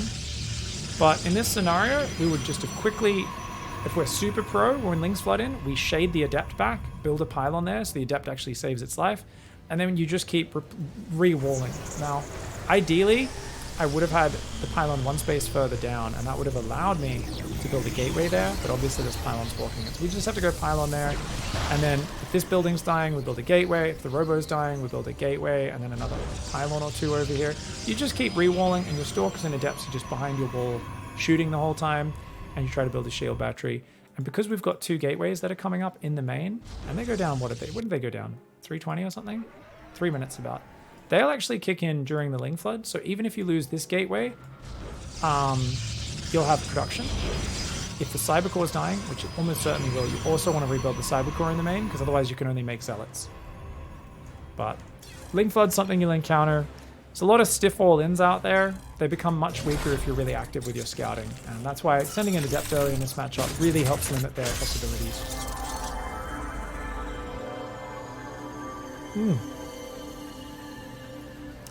Guys, if you're enjoying the day, please consider clicking the sub button. Don't forget to use your Prime Gaming's big thanks Perilu, our last 2-month resub, Mr. Iron Golem with the 12-bit cheer, Blaster Monk, and Boshi before that.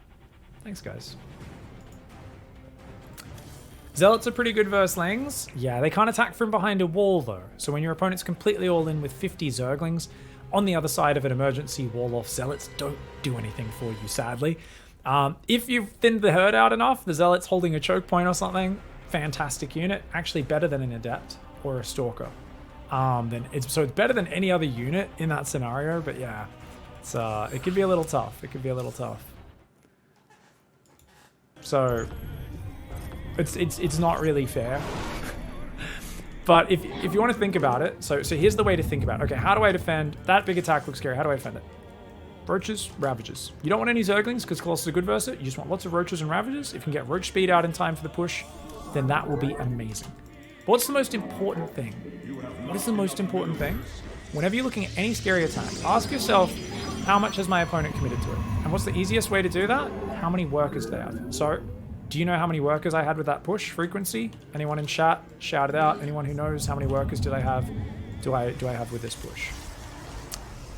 It's 2 full bases. So I want to hear people in chat.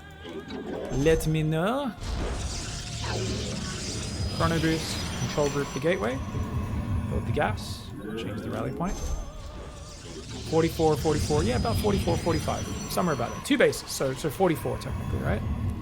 So if I'm doing a push off 44 workers, always go back to fundamentals. How many workers do you think you should stop at and build units to defend that push then? Guys, so if you're the Zerg player, you're doing a standard kind of 3 basey build, you're going to try and defend with Roaches and Ravages, how many workers do you stop at and just start pumping out fighting units? So we see a gateway, looks like a pretty standard build for my opponent. You have not enough minerals. Looks like we're doing the same build, guys. Awesome. So I'm just queuing my probe to scout and then come home. Build another probe. Take a gas. We see a Nexus. Totally, this is all total standard. Looks like identical build orders, guys. Opponent's doing a very standard expand build. Let's try and just get this pylon down here. Lots of production space, remember? I mean, you could argue, actually, it's kind of dumb and I should always build the pylon down there for the battery, but yeah, personal preference, I think. What's the ring at the Nexus? Yeah, that's the battery overcharge cast range. Yep. Can't cast it beyond that range. So we're going to build a Stalker there. Awesome. 50. We only had 1 person guess, 50 workers. Problem is I go 52 workers, but because of Warp Prism, it's harder than Terran. If I'm building Colossus Sentry, guys, I'm making an infinitely more complex army than Roaches and Ravages with Roach speed and no other upgrades. You could go to 60 workers and defend that. If you're very clean with your macro, you could go 60 workers. Why? Because you're building such lower tier units. Let's build the Robo. Whereas I'm investing in all these Sentries and Stalkers, so that the push does take a while. Now, obviously, I would say about 50 to 55 is probably the sweet spot. About an 8, 10, 12 at most worker lead. It's probably where you want to cut it off. Any more than that, you are being unnecessarily greedy. And especially if we know 100% we're being aligned. Let's say we go to 52 workers. 8 worker lead, right? That's pretty healthy. That's pretty healthy. And you know what? Maybe we're a little under the worker lead we could have pushed it to. Awesome. It just means we have even more units to fight with. So maybe 4 gases, 52 workers.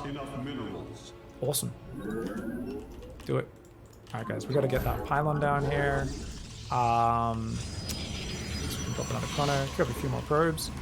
So essentially, it's just going to be a question of can you get enough stuff out off that. And then when you micro it, if you can come from a big surround and also have Ravages on both sides to break the force fields, the Protoss army is going to struggle because in the very first engagement, you come from 2 sides, they've got to cast force fields on both sides of their army. Let's build that shield battery, the PvP safety precaution. Shall we do that, guys? Get that? Yeah, why not? Let's get the Robo Bay out. And you can see we've got 3 Stalkers. We can build an Immortal. Oh, well, these gases were a bit late this game. Sorry, guys. Kind of busy kind of giving this scenario to chat. But yeah, you just want to try and bile down the force fields and come in from multiple sides. And at super pro level, what you often do is you might even disengage. So what do I mean by that? I mean, you might go in, they use a lot of force fields, and you just pull your army back on both sides. Wait for the force fields to run out, and then you go for the real push, because their force fields are kind of run out. Oh no, my observer died. Sorry guys, so I haven't been communicating too much about what I'm doing in this game. The gases are really late, and that's really hurting my build, because you can see these sentries are a little bit later than normal. I've got the 3, but I don't have the gas for the Colossus. It's all a little bit, nyeh. That's alright, Colossus is still the priority. We're going to start it only at 5 minutes, it's pretty late. You require more Vespine gas. Second Robo Bay for upgrades? You want Observer and Warp Prism speed with a 2 base all in? Heck no, man. No way. No way, dude. Alright, now why are the sentries in the main? Remember, it's a PvP, so it could be an Oracle. That's why we built that there. Did I build 2? Oh shit, I built 2. Oh, that's also where part of the gas. So I not only took the gas late, I spent an extra 150. Ah, sorry guys. So this is what happens when I'm reading chat rather than looking at my game screen. That's far. 45 to 55 is probably fine. It is, but just thinking in terms of fundamentals, 8 workers is like a standard lead, but if you're not making Evo upgrades, they're making all the Sentry Colossus. It takes a long time to get this pushed together. Just keep that in mind. And realize that, yeah, sometimes you can go a little bit further than you might realize in terms of your workers. But the most important thing is just like, hey, if you macroed well in the early game, built your work account properly, yeah, you can defend stuff. Like, but you always want to have an idea of at what point do you kind of stop focusing on economy and stuff and focus purely on army. And if you stopped at the right time, still couldn't defend it, even though you microed what you felt was really good, well, all right, time to go back to you know, checking it out and saying, hey, did this really unravel the way I thought it did? All right. Colossus range. Gonna have to put every chrono into that from now on, guys. All right. I'm gonna send a hallucination because we really don't know what we're going up against. So we're gonna check third base locations, main base tech, and then what the army looks like, okay? And now, as this Warp Prism comes out, what are we doing, guys? We're pushing. And it's pre-7 minutes. This push is actually pretty sick, man. Even with the mistakes that I made. So we're telling the Warp Prism to siege up. Oh, he's already got a full third. Oh my god, mega greedy. Our opponent has a full third? So, guys, remember I talked about a safe lead, going about 8 workers ahead is standard? This guy's gone 22 workers ahead of me. Is that a safe lead? Yes or no in chat? Let's see if Twitch chat's been listening to anything I've talked about in the last 5 years of StarCraft, or 12 years of StarCraft, I should say. Is 22 workers in a mirror matchup a good idea? Alright, so we're just kind of splitting that army up. We're gonna stop that Immortal from going home. Yeah. Oh wow, he's got a pretty good army. But notice that we're trapping that Immortal as well. Now we can just shoot over these force fields. The Colossus might break the force field soon. Oh, he's got a Disruptor. So what we should do is get ready to spread burst that Disruptor, guys. So I didn't do any fancy spreading. I pre-spread even before he fired. So you don't need to be lightning fast. You just need to plan ahead, guys. And now in this case, let's move straight up that ramp because we want to kill his army. We don't want to give him time to build more Disruptors or anything. So we're going to move in, kill the Archon, and then kill the Robo. And our opponent, another player with fantastic macro, and this player was actually playing really well. They had 1-1 upgrades, Plasma Shields as well. But they were trying to go Immortals, Disruptors, and Archons, and a 4th base with 0 scouting or reacting. Now, you don't need to scout or react in StarCraft. I've talked about it a lot. They checked for proxies, funnily enough, actually, and they did a lot of... Oh, they did hallucinate scouting, but they didn't really keep an eye on 3rd bases. So they were trying to go more than 20 workers ahead of me, just absolutely insane. Just, I mean, 73. They went 30 workers ahead of me almost. I mean, it's just, it's okay, but it's just why? Why not macro this hard up to 2 bases, maybe just get the minerals on the 3rd, and then focus really hard on getting a quick gateway explosion and going mass zealot Archon. You don't need the double upgrades. You don't need the Robo Bay. You don't, you know, like, it's just too much stuff at once. And when you're doing everything, I feel like it's a recipe for kind of not having the best understanding. It's like, it was pretty close though. It really wasn't though, was it? Look at the army value tab. I mean, their army surprised me with how big it was, but they didn't have any upgrades for them yet. They had one, well, they had, I mean like no blink, no splash damage, no charge. I mean, it's double the army value. It's pretty close if I wait another minute. He's gold, says us Kirk. What's insane about this is this player has high GM, I'm joking, not high GM, but they have like high diamond macro, right? So what I find odd with this is this player has gotten so fast and good at spending the money and building with surprisingly only 80 APM. They're a Plat 1 player apparently. But if they just cut that macro off, if they just had, all they need is a better game plan. All that player needs is a better game plan. And that game plan is stop at 2 or 2.5 bases of workers and just make a big army and then go do something with that army. Maybe 3 bases of workers. So it's just about, you know, you could find a better one-size-fits-all play than this. And it's wild how many players are doing this, where they just, they macro like crazy.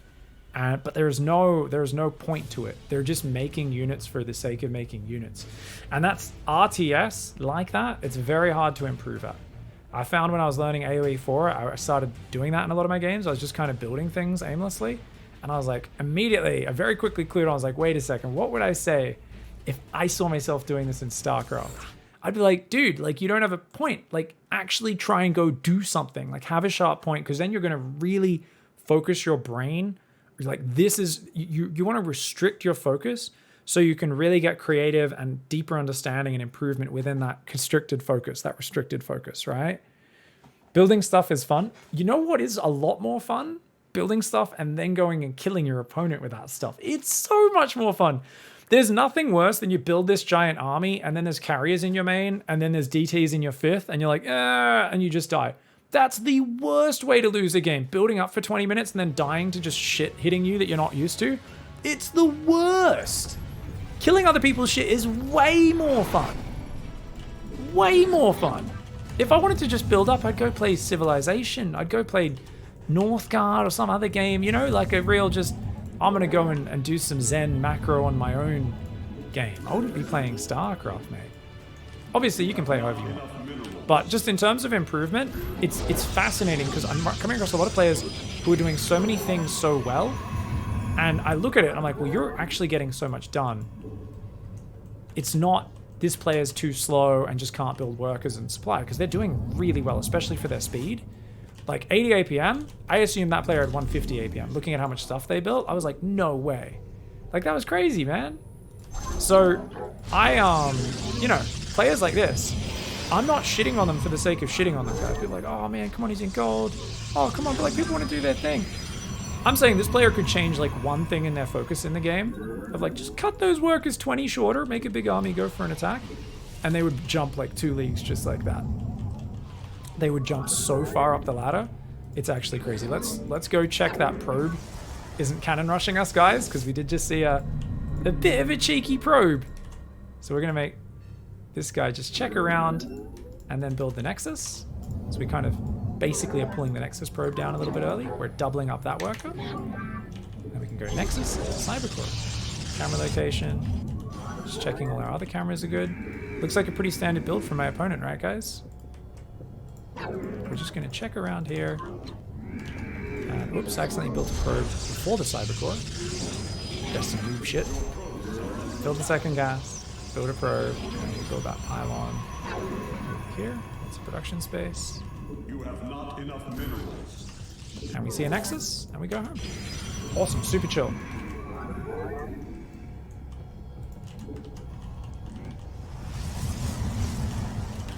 And don't get me wrong, maybe that player is just putting in some hardcore macro practice, and then they will turn it into a more assertive game plan and kick more ass.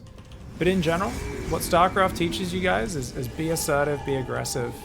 And the more decisions you make in any strategy game, the more confidently you make them, as long as you're open to learning from the mistakes you make, you will learn infinitely faster. Make decisions, don't be afraid to fail. These are the tenets of improving at StarCraft. I'm here. Notice I just topped those guys so I could get them to do that. So many Protoss are doing 1 gate expand. This is the standard macro opening, so kind of just makes sense, right? Because if we're at the MMR where everyone's doing one size fits all build orders, right, guys? So most people at this level are doing the same build against every race, every matchup. So it kind of makes sense that people aren't doing like the 2 gate, which is a bit more common in PvP at higher levels. Unless you're max packs. Because people are doing the same build to Terran, Zerg, Protoss. So am I, right? So am I. Let's get that observer going out. We've got Third Stalker on the way. Let's get the pylon there. You have not enough minerals. Remember, after the pylon, we do like to take these gases right away. And that is the greediest part of this build, is these gases, right? Going down right around 330. But we see how quickly it does pay off, right? We've seen a lot of very nice payoff with that. Now, I think I'll build one more pylon here. And obviously we want that immortal, but I've been going Robo Bay before the immortal. Now, if you want to be safer, you go the immortal. If you want the faster timing, you go the Robo Bay. Either way, it's only a matter of a few seconds. We chrono the immortal. Notice I'm putting guys on gas a few at a time. It's a super minor pro gamer optimization. Don't waste your time with it. That's just for me. Alright, so we're going to make some sentries now to kind of flesh out this army, guys. Keep building probes. Guess we can build another pylon down here as well. Oh, he's got an observer! Okay, well that's a sign of greed, kind of. Kind of. So we've got 3 sentries there. That does delay the Colossus. Could have put on gas slightly earlier though. Because we're on 4 gas, even though I don't have the gas for the Colossus, it doesn't take long, right? And this time you can see our Colossus is starting 4 minutes 40. Notice how I'm looking at details of the build to kind of check how things are going and benchmarking things. These are some habits that you can really learn from and things you should start trying to pay a bit more attention to yourself. Is like, hey, you know, if I'm just kind of doing things without really thinking about it, there's an observer in my base as well, you cheeky little shit. Anyway, let's send a hallucination to check, has he taken a third base? And try to get some more info, because we do feel a little bit blind right now, right? We're going to make 2 more sentries, and then we will get the next Colossus. And while we're doing that, let's go up to a couple more gateways. We don't want to take all the gateways at once, because remember, Colossus is very expensive. So we need 300 minerals available, so we'll queue that. And then we'll add the next 3 gateways. Need a bit more minerals, right? Probe count's already done. Let's look at the hallucinations. See what we see.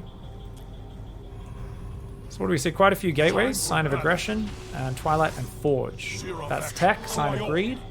Both gases are taken. That's also a sign of greed. So it looks pretty chill, guys. Let's get those 3 more gases that I was talking about. How many sentries do we have? We have 6 right now with that one. We can get the Warp Prism upgrade. We can add these to the control group. We can add the Warp Prism. Did I say Warp Prism upgrade? I meant Colossus range upgrade. That's what I was talking about. In case you guys are wondering. Yes! Good luck, Hub.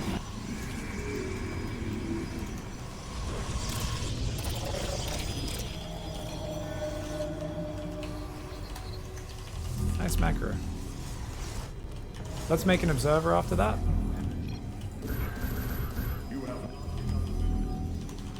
I'm here. Hey! Cheers, mate. Incoming big Colossus attack. Good luck.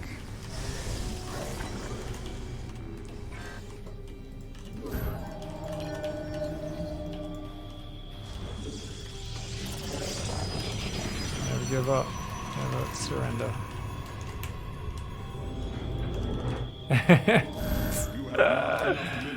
Alright guys, we're moving across. Obviously I feel a little bit derpy that he's watching me this whole time because he has an observer in my base.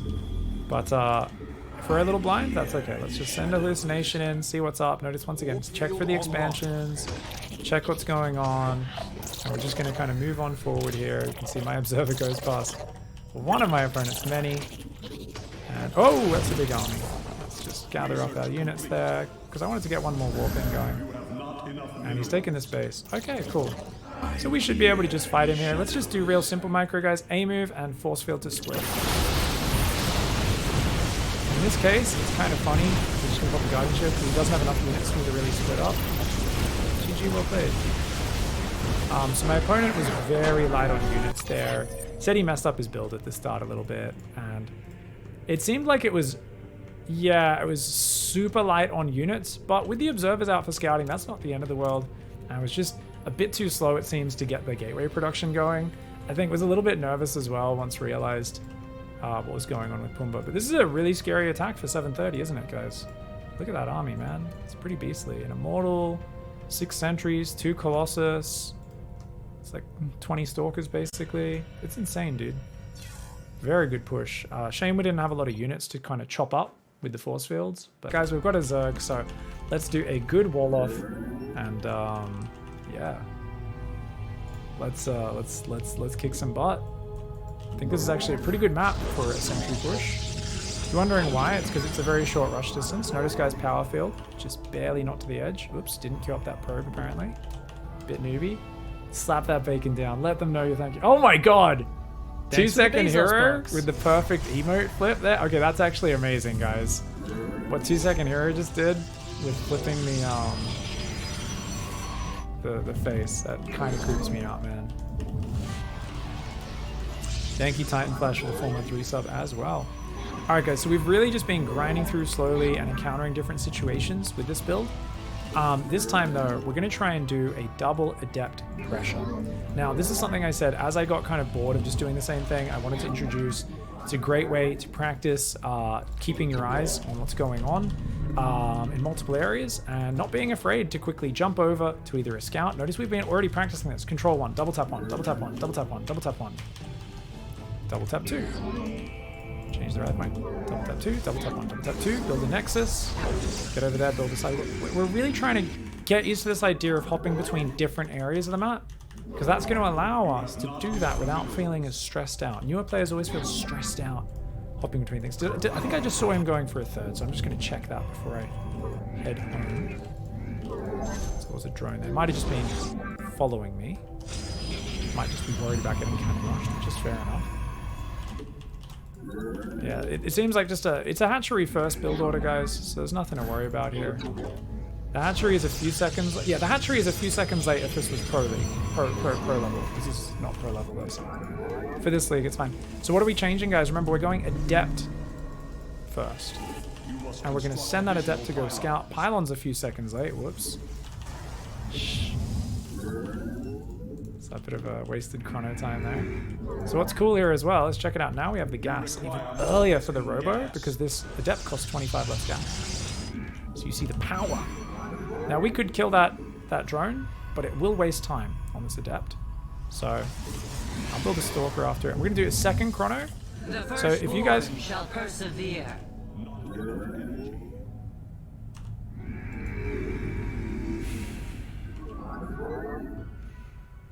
This is why you set rally points.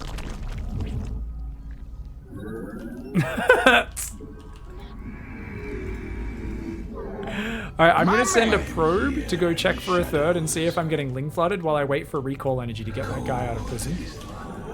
In the meantime, let's get a second and third gateway here and continue with our build order. Now, the point of the Evo chamber is this is a scout, guys. So the whole point of that is that's going to die, broodlings will come out, and he could kill a probe or two. So I'm going to have to run my probes away when I kill that. Gotta be careful, mate. So my probe doesn't see lots of speedlings coming. And we see a third base, so this looks pretty standard. Alright, guys, let's take a double gas.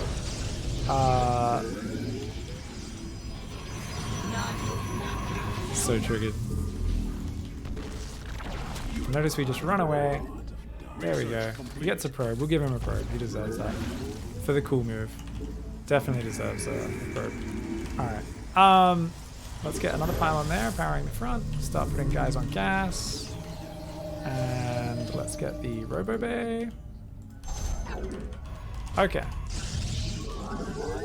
I'm here in the shadows. Okay. So we've got the Observer going across now. That's just going to scout the third. Remember, the third is the most reliable scouting you can get. We're also going to make sentries. And just keep building pylons. Every time you build units with this build, every time you build probes, more pylons, more pylons, more pylons.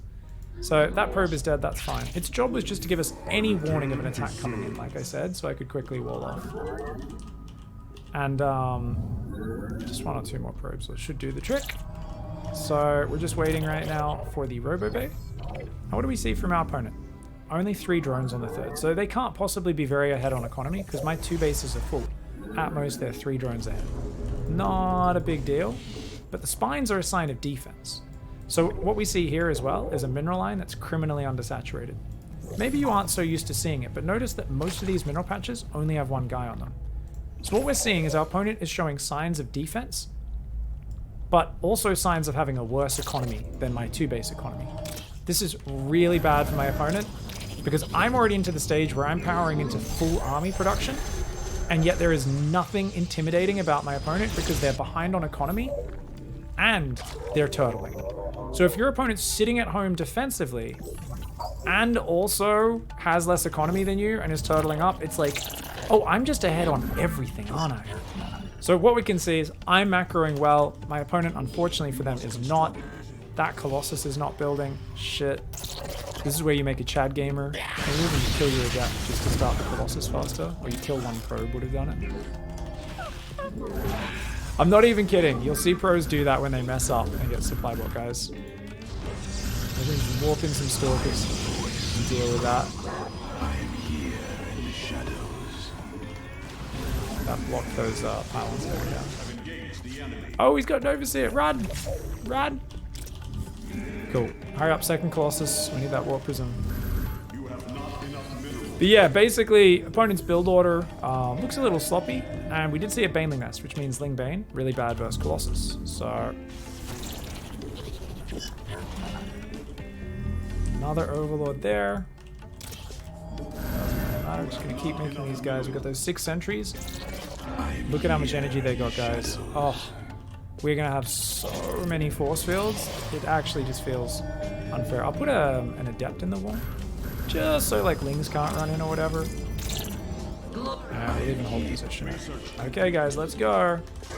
So, we're gonna attack from this side and this choke point, but we could have come around the top and tried to abuse that ramp. That would actually also be a very good attack angle. We're going to tell the observer to follow the Colossus, okay? Just wanted to kill that tumor there. Warp in more stalkers, and... alright. Now, what did we just see at home? We're going to pull back. Okay, guys? A move. Our pylon is under attack. And we're going to full wall while A-moving our army. Guys, always disengage from the front if you find yourself in an emergency situation. Okay, and now we just go back to the front. Okay, so the shield battery there, the adept and the sentry. We're just going to kill that guy, go back there. Build some more pylons. Now, technically, I could have A-moved my army, right? But if you're worried, you're not good at judging, just do one thing at a time. Got Corruptors. Wow. Now, this is where I could do some really fancy kind of Colossus pickup micro on the Warp Prism or something like that.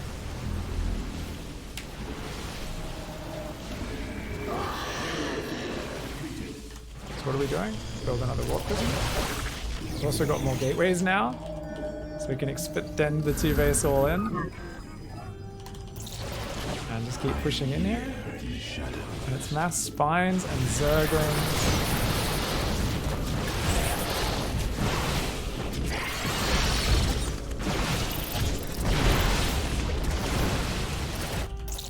And we've got the new Warp Prism here, we've got more. Now, if you know you're playing against just Zerglings like this, guys, it's actually not a bad choice to, what's the Observer doing? Okay, he's following the Colossus, no worries. So it's not a bad idea to, go for Zealots, but, because I know my opponent has Baneling tech, that's why I haven't done that. And the opponent here, a little bit contained, we're just kind of waiting to gather our forces up, get the Warp Prism, do another Warp, and then we're going to push that ramp. But yeah, cute play from my opponent, and they countered my army quite well, but they just didn't build their economy well enough in the early game, so that was their big problem. Otherwise, I think stylistically, that was actually a really cool style. Ling Bane, Corruptors to counter the Colossus, but if we go to, say, the 5-minute mark, you're going to see they're just way down on workers. And I knew that, because remember, I scouted with the Observer, and I saw they just didn't build their economy very well. So that's all. Just having a nice clean opening gets you pretty massively ahead, right through to pretty high on the ladder.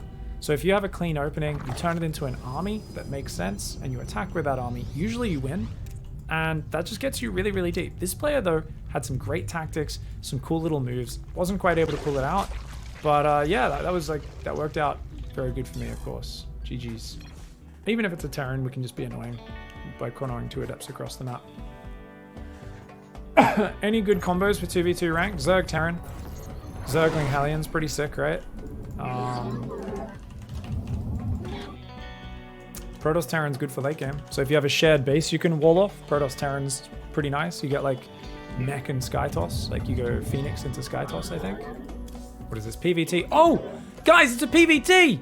I wanted to show you guys how to do the Reaper wall off. I don't actually know how to do the Reaper wall off on this map. Alright, we'll see. We'll see if this is good. I forgot to keep loading probes there for a second. That's alright. So I don't actually know, but basically Reapers can be really annoying. So if you guys want to get rid of your Reaper woes, what you want to do is you don't want to put the file on there. This is not where you put it. Shit. Okay.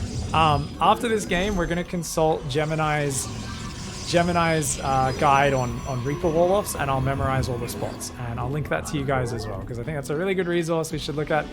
Reapers will be able to move through there, so yeah, that pylon needs to be down 1 space, I believe, and then I'd be able to build a core there, and it would all kind of work out. But we did it a bit shitty, and it is what it is. 3rd base will go there. We'll take a 4th there, 5th base there. Not that we'll get to any of that, but there we go. All right, let's go build a Nexus. And we can come back up there and build a Cyber Core. And we see 1, 2, 3 barracks. Wow, okay. So we can build the Cyber Core just there, so at least it's a semi-wall. It's not amazing, but it is what it is. All right, guys, so our opponent is going for 3 racks. So we're going to hide our probe behind. Hopefully the opponent doesn't check for that. And we are going to go straight Stalkers. And the reason is, this is a situation where scouting and harassing our opponent isn't an option. They've shown 3 barracks. So it's going to be more important to not bloody die. You could argue getting a pylon down there for a battery would be nice, and you'd be absolutely correct. You wouldn't really need to argue it because you'd just be right. But this is still not proxied, and so we're not going to react with a Zealot, we're not going to panic by any means, and we're still going to go straight for a Robo after Stalker and Warp Gate. Get chronoed. And I'll even move this guy forward a little bit since it seems he's not checking for it. Now, what I will do is I'll send my Stalker through the middle of the map so I can spot if my opponent's coming across to my side. 2nd Stalker's already on the way. Let's get that Robo started in just a moment. There we go. And this Stalker can go out to the middle of the map and then try to go to the front. And that's just going to kind of verify, are you just massing Marines and coming across the map? Because if that's the case, I do need early vision of that. But I guess it's a lot of Marines.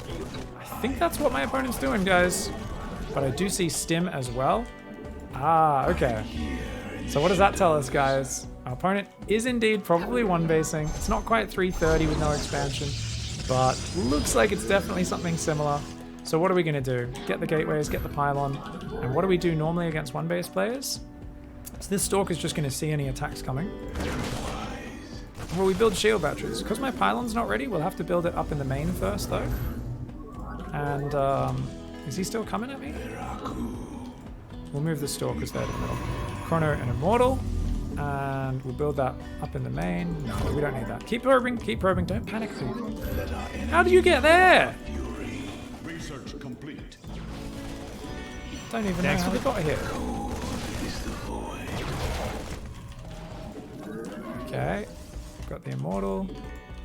So what are we doing, guys? Just making Stalkers, Sentries. Oh my god. I am here in the shadows. Notice we can fight with probes. Never let your Stalkers die. So the trick with using workers, guys, and obviously it's pretty advanced micro, but you know, what else? You guys get to see how it goes. The whole point of Stalkers is that you can stutter step them like that. That's their whole purpose, is they stutter step them. Now, because those Marines came from a kind of surprising angle, we'll just send a probe scout around. Now let's get the gases up, because remember, they are delayed. We've got the Robo Bay there, we've got the Immortal. We should be pretty solid. We'll get another pylon at the front as well. And let's get another pylon just for building space. Alright, so this is a really odd one, because that didn't end up being a very big Marine pressure, right? We could have handled that with the shield battery earlier on the natural, or without really microing as much, and so on. But right now we are still a little bit blind, so let's quickly get that observer out, and let's go into those sentries. Sentries are really good versus bio, because they force field them back, and conveniently enough, that's our plan, right? Because we want to be going Colossus here. So this actually just makes things much simpler for us. And now we're just waiting for the gas to make the Colossus.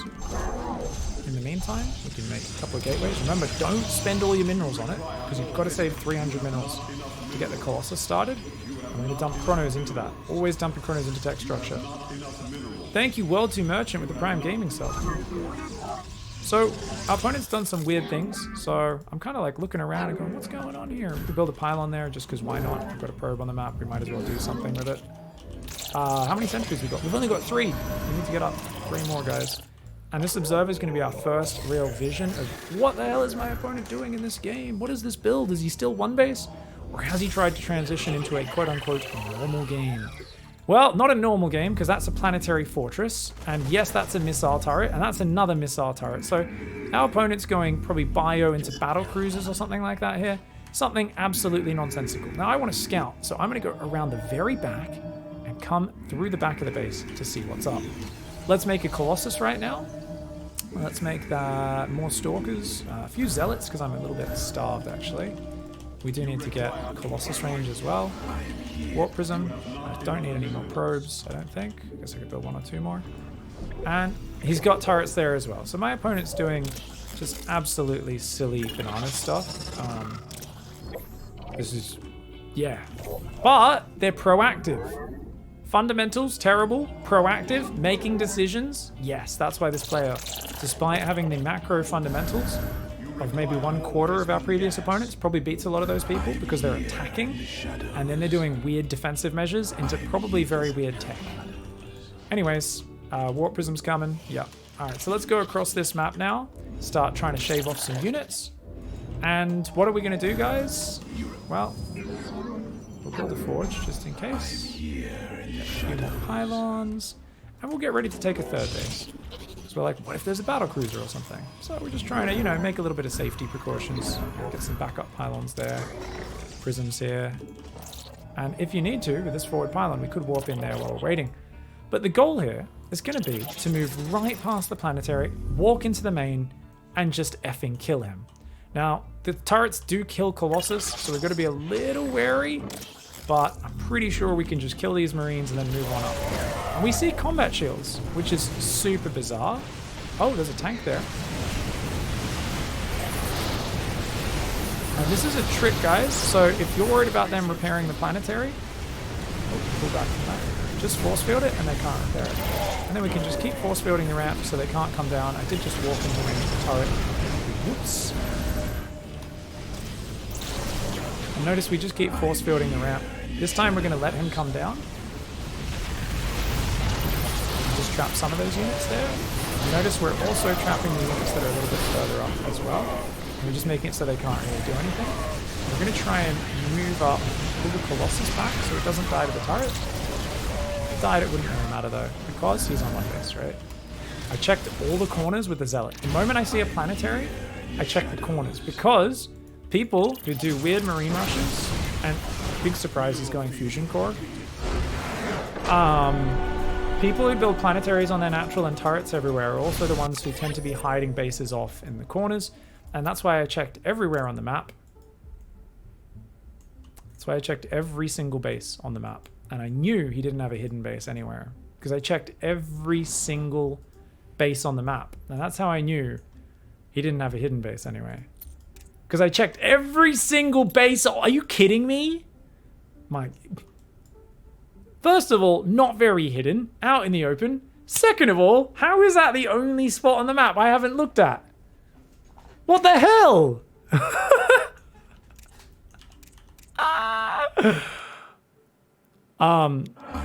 Opponent's follow-up didn't really make any sense though, right? Like I said, the macro fundamentals weren't there. They're still only at 31 SCVs. They took a long time to macro up after their opening. But not just that, they're investing in stim, combat shields, and concussive shells, which indicates they're playing bio. They're also going an engineering bay, which I guess is... Why are they going 2 engineering bays? if they're also going a fusion core and an armory. What we see here is the thing I complain about all the time whenever I'm casting bronze, silver, occasionally gold players, is they always kind of half go bio, but don't really commit neat to it, and then they just start building mech units. And it's like, if you're going to use the bio, you need medevacs, and you need to keep upgrading them. But if you're doing that, you shouldn't be going battle cruisers unless you're on 4 or 5 bases or you won't have enough gas. So it's always important to actually make sure your strategy makes sense and you're able to do things. Now, unfortunately, Colossus, Stalker, Sentry sucks versus siege tanks and planetaries. Thankfully, my opponent didn't have much else. If there was another couple of tanks around, I wouldn't have been able to push in here. I would have had to go through. I would have said, okay, I can't push in. I'll just wait outside out here. And if you move out to take a third, then I'll pounce on you. And I would have gone expand, expand, expand, 2 forges, you know, and I would have just taken like 80 probes, held down the probe key, macroed up. If your opponent's turtling really hard, you either go kill them immediately, or you macro crazier than you've ever macroed before. Build 3 bases at once. Hold that, queue up 20 probes. Get your upgrades. And batch it up. Don't feel like, a lot of people think they need to really spam buttons. If you're batching things up, queuing 3 Nexi in one go, tell this one probe, shift, build Nexus, shift, build Nexus, shift, build Nexus. Doesn't take you very long. But if you're going back to grab a new probe each time, if you're only queuing up 1 probe each time you select your Nexus, that's where you need a lot of APM. So just batch your things up in this scenario and you'll absolutely, absolutely kick ass. Oh crap! I didn't think we were so close.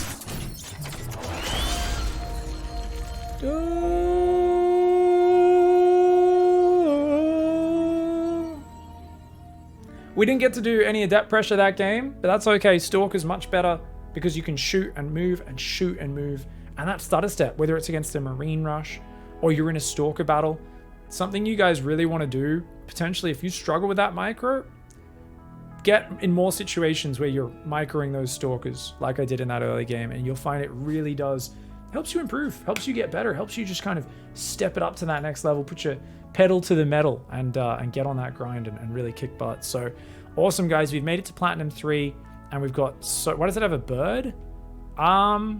Looks like a falcon, right? I don't know. Platinum falcon? I actually don't know. Yeah, why is the Platinum got a bird on it? I never even thought about that. That's an interesting question, Twitch chat. Stay curious, Twitch chat.